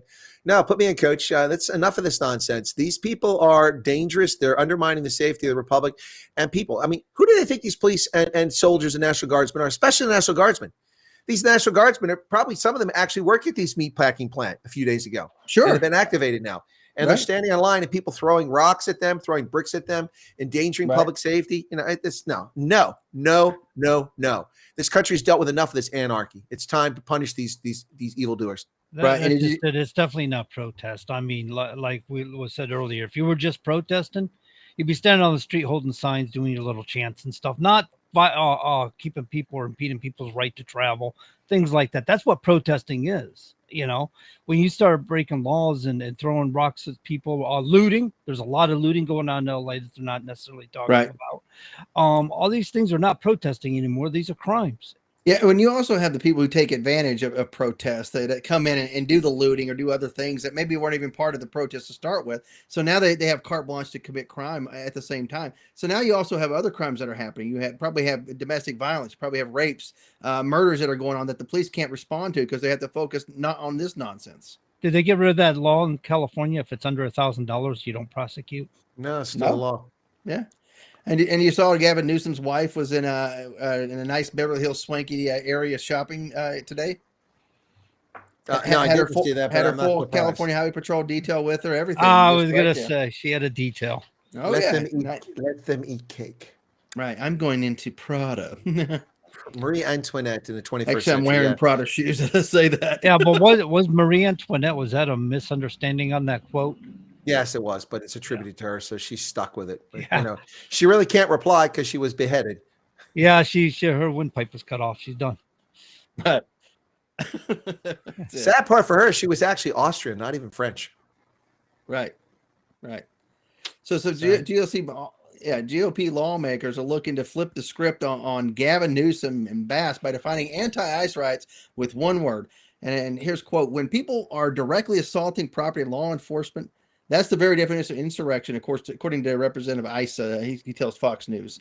Absolutely insurrection. And they are fomenting insurrection. They should be in cuffs, and they should be in a federal facility right now. Yeah, orange is the new black. Governor and mayor with his nice coiffed hair. Certainly Karen Bass, but you know, Newsom, I don't know if he's gone far enough to go beyond the pale to commit a felony violation, but she's committed felonies, and she should be indicted for it. No, this is ridiculous. These people aren't so real. well protected with, like we talked about in the first hour with the nesting dolls. He's like on the inside, protected with the Pelosi's and all that on the inside. Well, not just that. I mean, the point is that he may be an idiot, but he's a slick idiot, and he goes right to the edge, and not quite going over the edge. So, right, yeah, he knows where to push people's buttons and not quite say what he's saying. Yeah, he's an expert at that for sure. Yeah, you got it. You got that right. So I have no empathy for these people, and I just wish them bad outcomes because they are endangering the lives of people. And for what? I mean, we're not talking about the Americans shouldn't, respond to Japan's attack in Pearl Harbor. The Americans shouldn't do this. The Americans shouldn't go to Iraq. These aren't substantive issues. You are defending the authorized, legal, legitimate, moral removal of murderers and rapists and pedophiles. How can you justify that? How can you? This nonsense. And the fact that you won't even let these people deport, and you think you have a right that they stay here. Yeah, absolutely. And you have Maxine Waters going to ICE facilities trying to say she's exercising her, quote, constitutional responsibilities, which you have no such thing. There's such a thing as constitutional responsibility, especially for a legislator. Come on. No, she also claims she has oversight. She has no oversight at that facility. She has no right to enter that facility. You know, I can't just go to the Capitol building as a member of the executive branch, nor could you. I had to have a pass and my intelligence community badge to enter the Congress, and the same with the Supreme Court. Those places are controlled by different authorities. Right. The legislative branch under the Speaker of the House controls access, and you can only come in with their permission. Right. By the same token, they can't just walk. She can't just walk into the Pentagon Maxine Waters. Why does she think she can walk into a detention center? She can't. She has no legal authority. These are idiots who misstate their role in government because the rubes aren't bright enough to know, because guess what? Nobody learns civics anymore. Gosh. Right. Yeah. Like work serving at the White House under the vice president. I had he's the president of the Senate. I had an ID to go up there, but while on duty, if he's not up there, I couldn't actually go up there. But if I was off duty going up there to attend an event, I could do that. But I couldn't wear anything military, anything like that. I mean, other than just what you could wear in civilian clothing. That's it. Yeah, every time that almost every time, but most times I went to the Capitol building, I was in a business suit. There was an occasion or two where I went in uniform, but that was unusual. But yeah, again, you can't just wander in. I had to be approved, And so who the heck does Maxine Waters think she is? Because she was elected in a district that's overwhelmingly full of idiots that elect Democrats, that she has some special rights or privilege or obligation? No. Of course. She's somewhere special.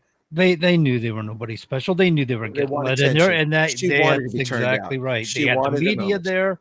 They were ready for it. They expected to be turned away, and they wanted to grandstand on it, look at their constituents, and go, look what they're doing to us. Oh, we're so picked on.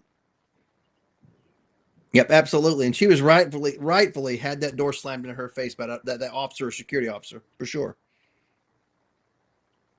Yeah, she did. Go ahead. Yeah, you were going to say something. You're leaning into the mic there. Go ahead. I think he's typing. Oh, I thought he was going to say something like one of those. No, I want to make sure I had the right. No, I want to make sure I had the right name. Congresswoman LaMonica McIver has been indicted on a 3-count indictment for forcibly impeding and interfering with federal law enforcement officials last month. She tried to enter the Delaney Hall Federal Immigration and prevent the arrest of the mayor there. And so, she's been indicted and she faces 8 years in prison. And of course, she's claiming that she's innocent. Of course, she's not innocent.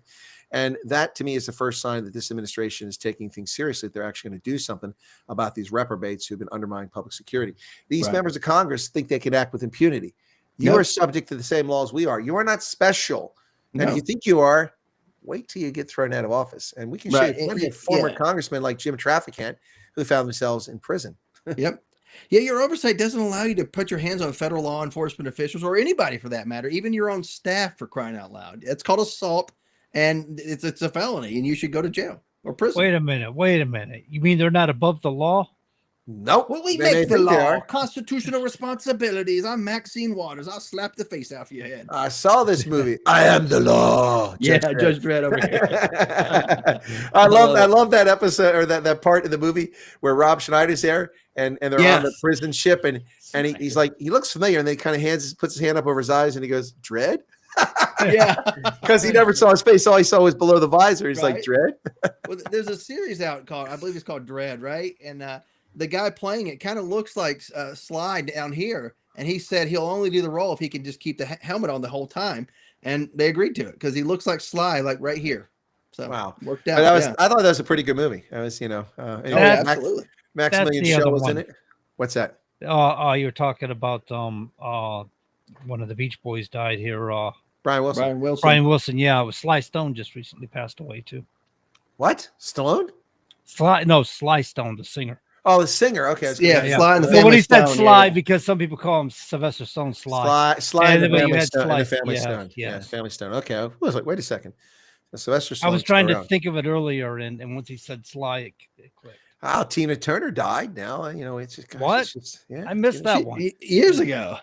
Yeah, okay. Yeah, she died now.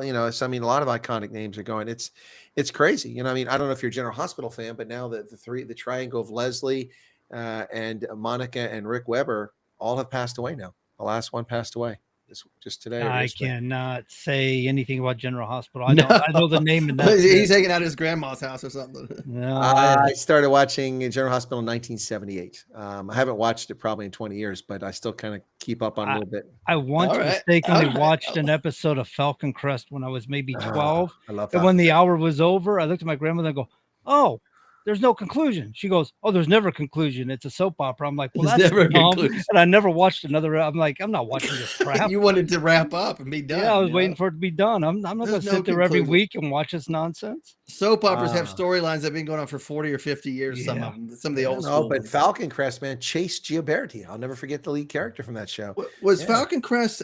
No, that was Santa Barbara. Was the spinoff of Dallas, right? Or was it Falcon Crest? Which one was it? One of the two. Well, Anyway, no. From Dallas, you had the Colbys. That was yeah. a spinoff of it was with what's her name there. Anyway, yeah. No, we digressed here a little bit, but no, these people are we criminals. talk about everything. Yeah, Soap these people are operas. criminals. Yeah. Well, the Just- soap operas aren't criminals. I got to tell you, Todd, I do like the addition to your flags with the MIA, the POW MIA flag in the back. Well, I thank you for saying that, man. And I put that there because on Sunday at about noon, I'll be elected the American Legion Department of Tennessee commander. So I'll be in charge of the entire state. So, which is, we recognize the POW MIA mission, of course, and that's why I put it up there. So we're going to have DEC meetings, Department Executive Committee meetings, and I'll be on screen live and in color. And of course, I'll have that right behind me. Oh, awesome. So, is that why you grew up the facial hair? You feel more manly now, or? Oh, shut up. I'm going to shave tomorrow and be more boyish. Oh, no. Oh, no. As Phil Robertson would say, a man's got to have a beard. Man, yeah. Who recently he's passed got away, a mug, too. don't he? Didn't he also just pass Yes, away? he did. Yeah. You know, you talk about that. I got a haircut last week and a beard trim, and people are like, "Man, you look 20 years younger." I said, "Imagine if I took it all off. I'll get carded again." Yeah. Yeah, you can put a little bit of gray, touch of gray or whatever it's called, and yeah, you'd be all right. Yep. One of the viewers is saying they hope I get Kevin Sorbo on. Yeah, I had Kevin Sorbo on the channel before, and I wrote to him a few months ago, and Kevin said he's happy to come back on the channel. And then he didn't respond, and then I was gone. So I got to reach out again and see where we're at on that. But yeah, Kevin Sorbo, and it was Virtual Western Cape is saying that that he's a big fan of the Andromeda series. That's my favorite Kevin Sorbo. I wasn't a huge fan of Hercules. No. But Andromeda, Captain Dylan Hunt. Yes. The Andromeda Ascendant. That was a great show. I love that. That's another one of those that was, and it was envisioned by Gene Roddenberry, if I'm not mistaken. Okay. Yeah. Yep. So apparently, I guess Gavin Newsom had a little. Gavin Newsom was mocked for tech issues during an anti-Trump address to Californians. It was apparently an absolute fail, and it's quote: "If they can't do this correct, what makes anyone believe they can run California at all?" One influencer said. I love it. Can't even deliver a simple message over Facebook or social media without having issues. I love it. No, they've so ruined California. It's such a shame. It was California was the place that everybody wanted to go. The Golden for State, decades. yeah. The Golden State, the Bear Republic. You know, it's really a mess. But by the way, guys, did you see that we have drawn down military and diplomatic families from our mission in Baghdad? Something's going on in Iraq. I've not seen that. Is that being reported, or are you seeing? Oh no, it's been reported a couple hours ago, and they're updating it now. I suspect this might have something to do with Iran. We may be on the verge of something bad with Iran. Just saying. Interesting. Yeah, and have you ever? I'm sure you've been over to Iraq and into the Green Zone and all the places around there. I imagine you've been to all the embassies there. No, actually, no. I've never been to Baghdad. I've been to Iraq, but never been to Baghdad. No. Okay. Yeah, and I'm sure you've been to Saudi Arabia. I'm imagining. Oh gosh, yes, I've been to Saudi Arabia Many times. Yeah, the whole the diplomatic compound out there. It is not my cup of tea. Although Saudi Arabia has changed dramatically since I was last there. I mean, women drive now, shockingly. You know, so I mean, that's a different world. It's a different world. You know, I mean, not shockingly because I think women shouldn't drive. It's shocking that they allow women to drive because it's such an evil place. But I mean, no, it's changed so much. I mean, women can drive and many things have happened. But that said, it's not exactly a liberal, Western liberal bastion. Right. No. Do women have to wear burqas and stuff like that over there, or are they more liberated? They did when I was last there. I mean, it was they did when I was there. Yeah. Not burqas though. The abaya is what they wear. The burqa is an Afghan thing. So right. I thought it was all the same. I thought it was with the Arabs. It was all the same. I didn't know. No, there's a difference. Guys, by the way, have you watched the drama of the selfie yacht that sailed to Israel with Greta Thunberg? Oh, that was funny. Tell everybody about this. This was a complete disaster. I love it. She's such a fool. Yeah, it's Greta Thunberg, the climate activist from Sweden, who looks like she's got some sort of medical condition. So I guess we shouldn't make fun of her. But Greta Thunberg went with a bunch of other activists on what we're calling the selfie yacht. And this, of course, these people are self-involved and full of themselves. And they were going to bring relief and famine supplies to those people in Gaza. so they had like a multi-million-dollar yacht, a luxury, sailing towards there. And the Israeli Navy came out, intercepted them, arrested and detained them. And when they came on the boat, they handed them sandwiches and soft drinks. And then the French doctor was part of this gang of misfits, actually has the audacity, once they were repatriated back through France, to claim that they were abused by the Israeli forces. Come on. Because they mocked them and deprived them of sleep. They made fun of you because you deserve to be made fun of. Guess what? You weren't brought up on any charges. You weren't put in any jail. They didn't put handcuffs on you. They made fun of you. That's your punishment. Get out of here. I mean, well, you think they'd be used to it by now? Everybody makes fun of them on Facebook, but they don't read those comments. Deprived of sleep, they weren't even in Israeli government's care for 24 hours. No. What a bunch of wusses! You can't stay up for 12 hours. Several hours, enough to process them get them out of the way. My goodness, they were given sandwiches. Is that what she suffers from? No. That's a bad word. Oh, is it? That's a bad word. Oh, I will not say that word again. I had no idea. What is that? One of them, you didn't pronounce words? You didn't pronounce it correctly. It's an Afrikaans. They took an Afrikaans word and turned it into something. I got my imagination's going wild now. I got an idea. I think it has to do with a body part of women. We'll leave it at that. Okay, all right. That's exactly where my mind went. You went to the right place. Yeah. Well, gotta be careful what you read from the chat there, John. I trying to pronounce words on air. I'm still questioning if I curse in German. You're getting a bunch of laugh emojis over here, by the way. They're laughing. If I curse in German, does that mean I'm cursing on against FCC regulations? Tja, keine Ahnung. Vielleicht soll es auf manche Wörter auf Deutsch reden hier auf unserem Programm. Ja, grüß Gott, alle fröhliche Abend für euch. You misunderstand me, Chris. I only learned German curse words. I didn't learn the rest of them. Oh, okay. Sorry. But I can say things like, du hast eine Affe Gesicht or Gesicht. Ich möchte ein Bier, bitte. Yeah. I see. I didn't say it right either. Guys, you're hurting my ears. Never said I could say it right or with a German accent or as elegant as Chris does. He almost makes it sound sexy. I don't know. I think a lot of people prefer it when I speak. Quand c'est le français parler, c'est plusieurs des gens qui pensent que ça c'est très joli quand je parle le français.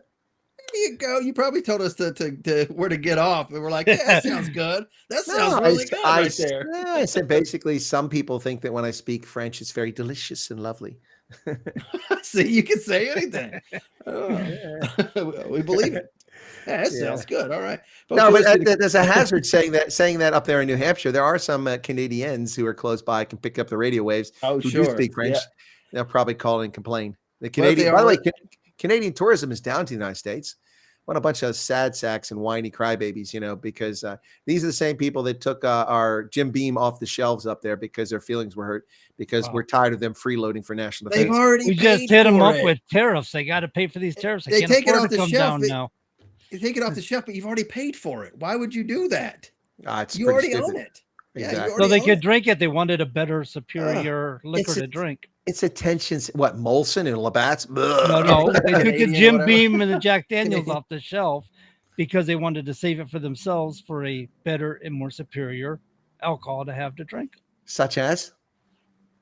More superior than Canadian drinks. That's what he's saying. Canadian whiskey is. I mean, what is it? There's Canadian whiskey? What brands? I've never heard of Canadian whiskey. I don't know. Is it big plastic bottle that has Canadian written on it? I don't know. It says on the bottle. It says Class 6 for crying out loud on a Friday, right? It's on the bottle. It says whiskey, eh? Yeah, of the plastic bottle of Canadian whiskey. Big bottle at the AFES Class 6, right? Every Friday, right? People would do that back in the day. Okay, John, are you the same guy that buys his wine in a box? No, I don't drink wine. I am a beer connoisseur. Do you get your beer? Do you get your beer in aluminum cans? No, I buy bottles. Honestly, okay. Well, depends. Sometimes I do buy them in aluminum cans. I can be an aristocrat over here, and I can also finish them and chuck them into the bed of my pickup truck while I'm driving down the road too. Oh my! Yeah, this is why I don't drive on the roads of New Hampshire. I'm going back to the 1980s. I've actually drive up here. Come on. I'm guessing that there's a loaded 12 gauge in the back window too of your pick 'em up truck too. I do not own a 12 gauge, and you think I rightfully would. It's 10 gauge, right? What I don't know any rifles. I should have an AR-15. I really should. You should. They're cheap as heck, and they're pretty doggone cool. They are cool. I fired a few of them. They're awesome to fire. I'll tell you what, man. Yeah. And the movies do them an injustice, of course. Like, oh, it's kicks so hard. It's doing all this. It's like, oh, jeez. I love that. You see that 12-year-old? That guy was whining and crying about how his shoulder hurt and stuff like that. Right. And she goes through all the different rounds as he's building up to him and shooting them off. And she's smiling and grinning like, don't hurt. I don't know about that. I saw some serious violence last night. I watched The Accountant 2 with Ben Affleck, and then afterwards went back and rewatched Accountant number 1. I forgot just how Pretty much good, blood. right? Yeah, no, it's not quite a John Wick body count, but No. still, especially the second one, man. I mean, it's Well- like a war zone in the second one. And then the banter, I believe in the second one. I've only seen previews, but it's pretty good apparently. It is. The Accountant 2 is pretty good. It's on Amazon Prime right now. That's how I watched it. But Okay. I've been meaning to watch it for a number of days. And last night I finally around 10 o'clock watched it, and I was glued to the whole movie. I'd forgotten because the other one came out in 2016. It'd been so long since I've seen it. I saw it on a flight one time. And of course, a little screen about 3 inches wide. Yeah. So, but so I went and watched the first one again. It stood the test of time. Yeah, it's I don't have to watch movies for violence anymore. I just turn on YouTube and watch peaceful protest. I just watch LA. Yeah, right. It's a real deal, man. This stuff's happening.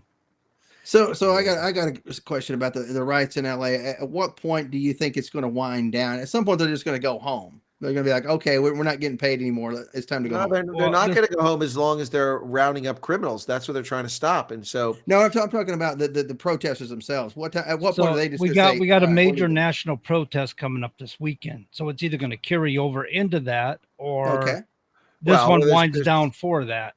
These people, these shameful scumbags, are going to undermine the Army's birthday on June 14th. You watch. Yep, and you watch. Can't have that. Of course they will. Flag Day and everything. And they're going to be out there with the Mexican flags. They're going to be out there burning the American flag. You watch that. They will. They'll be out there burning and trampling it. So, last year we were asking the question here on this show, how long during the Trump administration does it take before the left starts acting out again in violence? Right. Well, we said by warm weather, we said. Yeah. It's been building up here the last couple of months, I think. And you're right. Yeah. By warm weather, we said it's going to ramp up, and by mid-fall, it'll die out probably. And the way you stop this is deterrence. You arrest them, you indict them, you prosecute them, you imprison them. Yep. Execution. Bogus. I am the law. Illegal use of a computer, 2 years.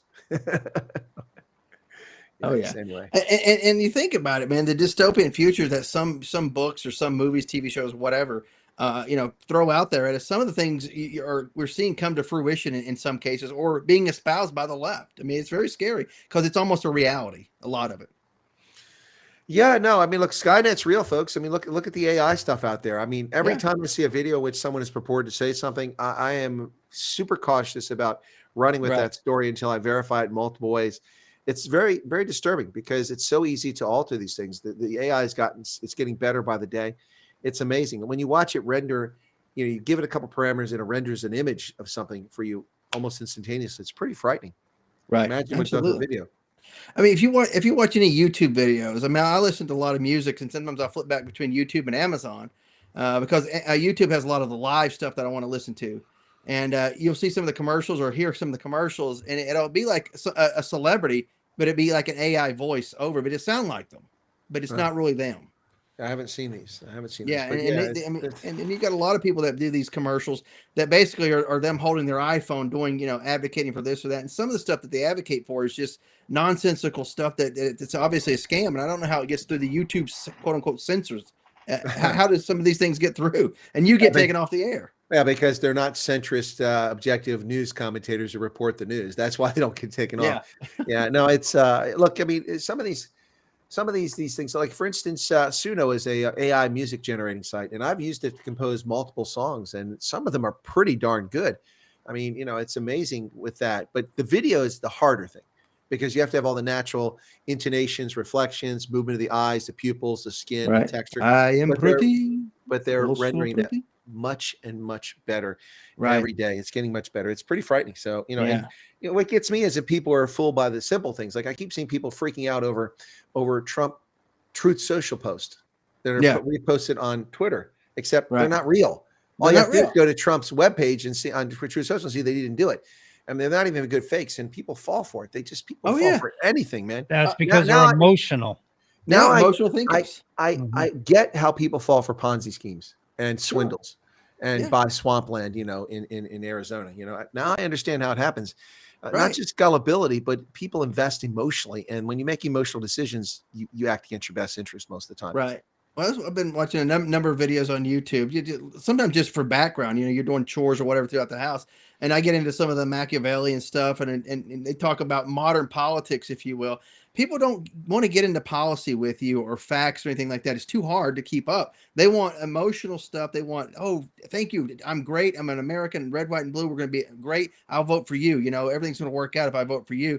Plus ice cream on Sunday. You know what I'm saying? This is what they want. They don't want to get into the hard facts and reality of how much $32 trillion is. That you can't fathom that. So that's how much debt you have piled on top of you. And people can't fathom that. They whatever. They don't care. That is kind of unfathomable. When you think about that it's way more than 32 now. But when you think about Right. that, I mean, come on, man. You got people out here working $50,000 a year. But we'll vote for $32 people. trillion. But we'll vote for people who will tell them, that the Democrats are the problem with spending, but will spend just almost as much as the Democrats, but they spent just a little bit less, so therefore they're okay. You know what I'm saying? It's weird. So here's a question. The big beautiful bill, from my understanding, I heard passed today. So it's going to go to Trump's desk for signature. That's I got that just when I was coming in the studio. But on that big beautiful bill is that $1,000 investment for every child born after December 2024.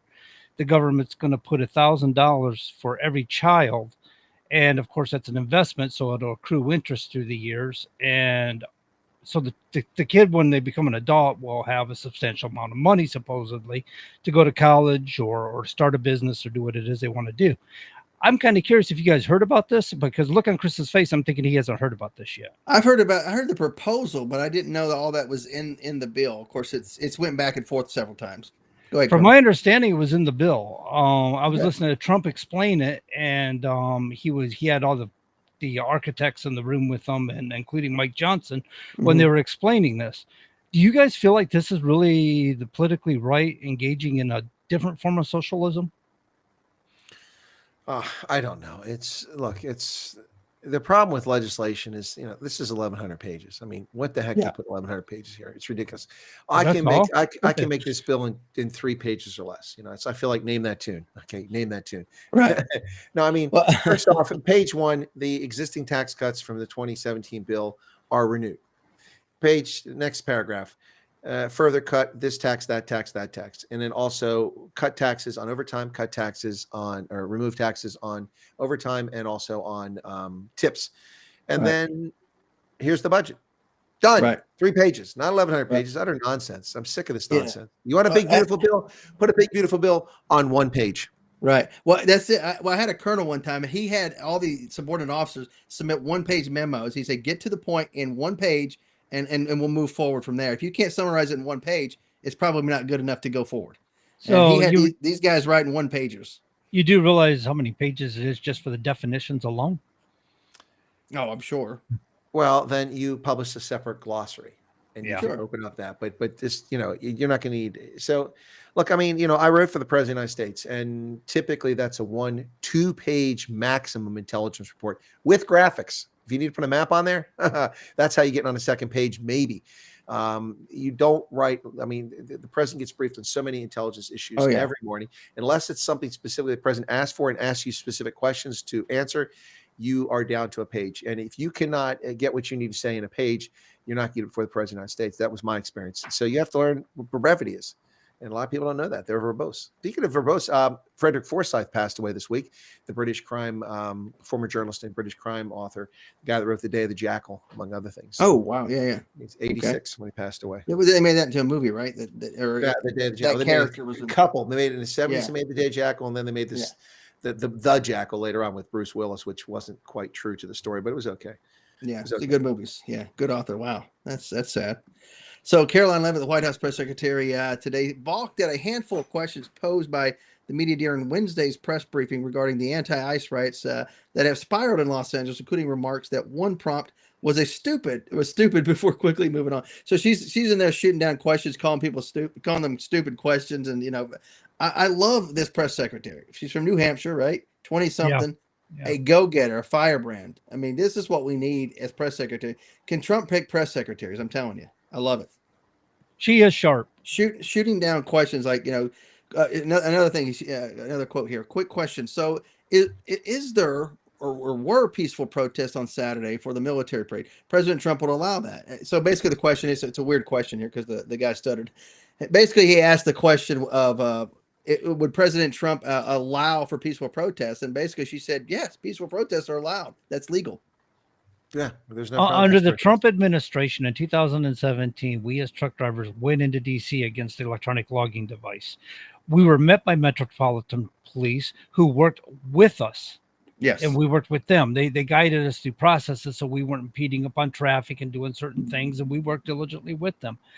We were never impeded upon. We were never mistreated. We were treated very, very well. The People's Convoy during the Biden administration, they put out dump trucks to keep them from getting into DC by blocking off exit ramps. And in fact, one person got killed because they rear-ended one of those dump trucks. Right. I can attest to that because I rode for 9 hours around DC with Mike in his semi, the same semi that delivered my mother's remains to her gravesite when we had her funeral procession.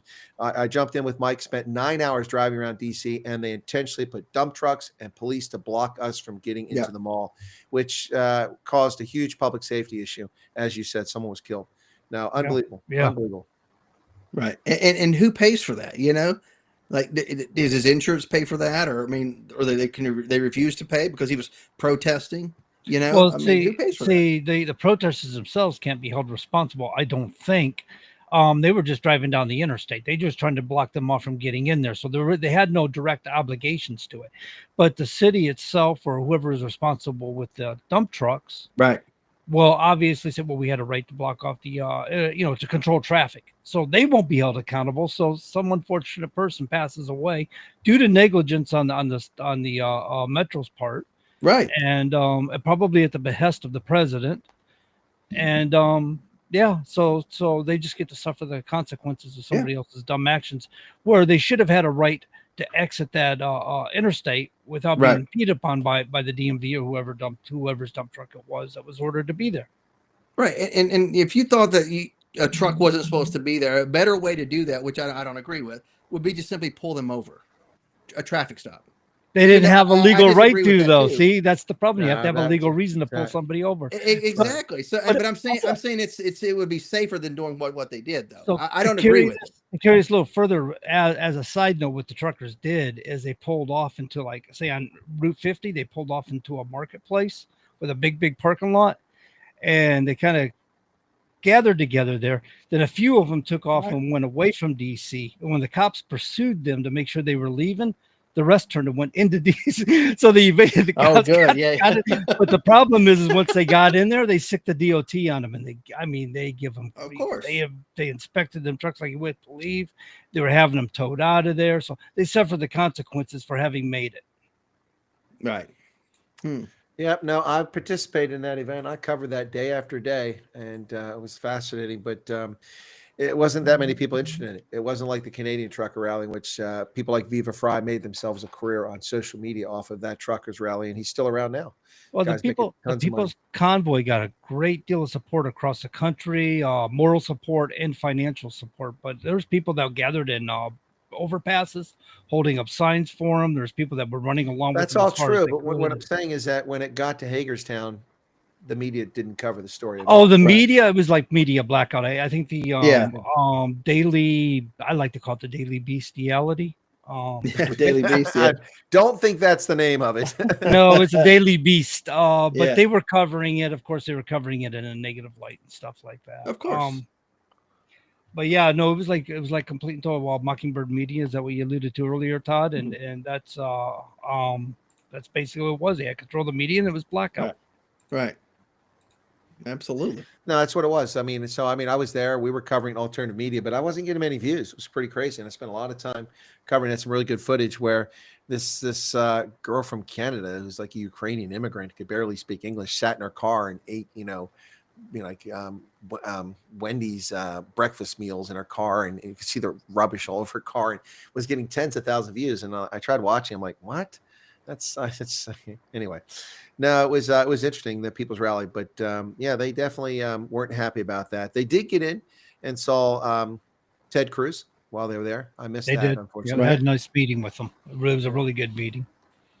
Yep. anyway, Good deal. Yeah, I'd hope that it would have much more fanfare, but the media did a blackout, so basically the country didn't know about it, and it worked. Right. So ABBA, the American Bar Association, asked the Department of Justice on Tuesday to reconsider its historic decision to shut the organization out of the judicial nomination process and insisted it rates potential judges fairly. What are your thoughts on the ABA? I think that they're far on the left. I don't think far left, but they're lefty sort of. I don't know that they're quite fair. I don't know if they're down the middle. I don't know why they get to have any say in appointing justices. That doesn't make any sense.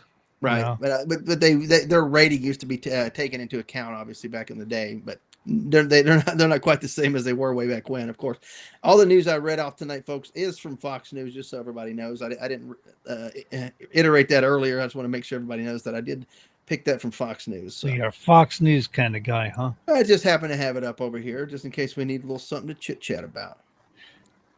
You said ABBA, and I thought Chris was going to perk up right there and start singing. That's I intentionally did It was ready for Dancing Queen, man. That's what I thought we were talking about. ABBA. I thought that's what we were talking about. Not the American Bar Association, but I find it concerning, Todd, that things like the American Bar Association, because you're holding a license over somebody's head. It's kind of like an interaction I had with an attorney because I was having a problem with the city in New Smyrna Beach, Florida, when I lived there, and I actually hired an attorney over the issue. And I told her, I said, I just really want to sue him. Is what I want to do. And I want her to come down hard on him about the issue. And she says, John, I work with these people every day. I can't do that. And lesson learned was go outside of the district and find an attorney outside of the district that doesn't work with them every day. I didn't realize that at the time, but there's issues when you're hiring an attorney. There's issues when you have a problem because they can't properly represent you regarding these matters.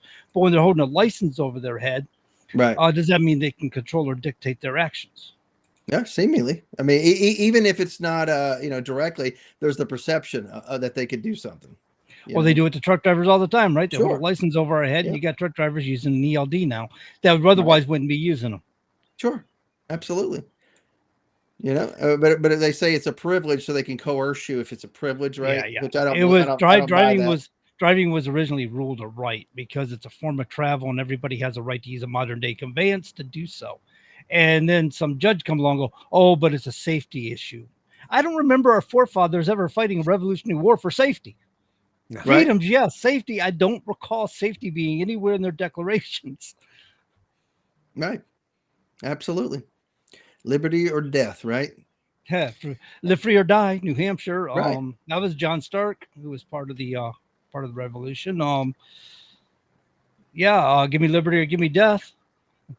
Right. Well, let's see this time next week whether this nonsense is continuing or whether it's been quelled and thousands of people arrested like they should be and indicted. We'll see next week. Plus, we'll get to talk about the Army's birthday, June 14th, 250 years, Todd. That's right. Same age as the nation this year, which is great. I love it. No, the nation's next year. 1776. Next year, yeah. 26. Sorry, yeah. 26. 26. But Sorry, April 19th. Yeah, This year was the same age as the 250th nation. anniversary Yeah, of the beginning of the Revolutionary War. That's correct. Yes, with the Lexington and Concord. Yep. Concord, yeah. All right. Well, we're heard around the world. Indeed. Absolutely. How much time we got there, John? About a minute or two? Just a couple minutes. Yeah, we're down to about a minute or so. All right. You want to tease out the guest for next week? If I could remember her name off the top of my head, that'd be wonderful. You know how I am. I knew with I'd names. put you on the spot. But I will tell you, she does have a degree in psychology, and she is going to come on and talk with us in the first hour next week about one of Chris's favorite topics, Trump derangement syndrome. Well, there you go. Well, that's a tease. We don't have to give her a name. People don't need to go look her up just yet. Just tune in. Yeah, right. We want to hold it to ourselves a little bit so that you'll be here. Come on, people. 7 to 9 Eastern, right here on WSMN 1590 AM and 95.3 FM. That's every Wednesday night, 7 to 9 Eastern. We help bring you back to reality. I don't know if we do it or not, but we're trying. Well, I don't know about whose reality. My reality. Yeah, my reality. There's just reality. There's no my truth or your truth. There's just the truth. Let's get to that. We all agree there's gravity, right? We may argue about what causes it, but sure. We all agree that sirens happening behind me. And they are coming too for you, I think. So watch out. I wouldn't be surprised. Busted, pal. All right. I think we're about to be played off by the music, and there we go. Folks, take care. We'll see you next weekend. Until then, God bless.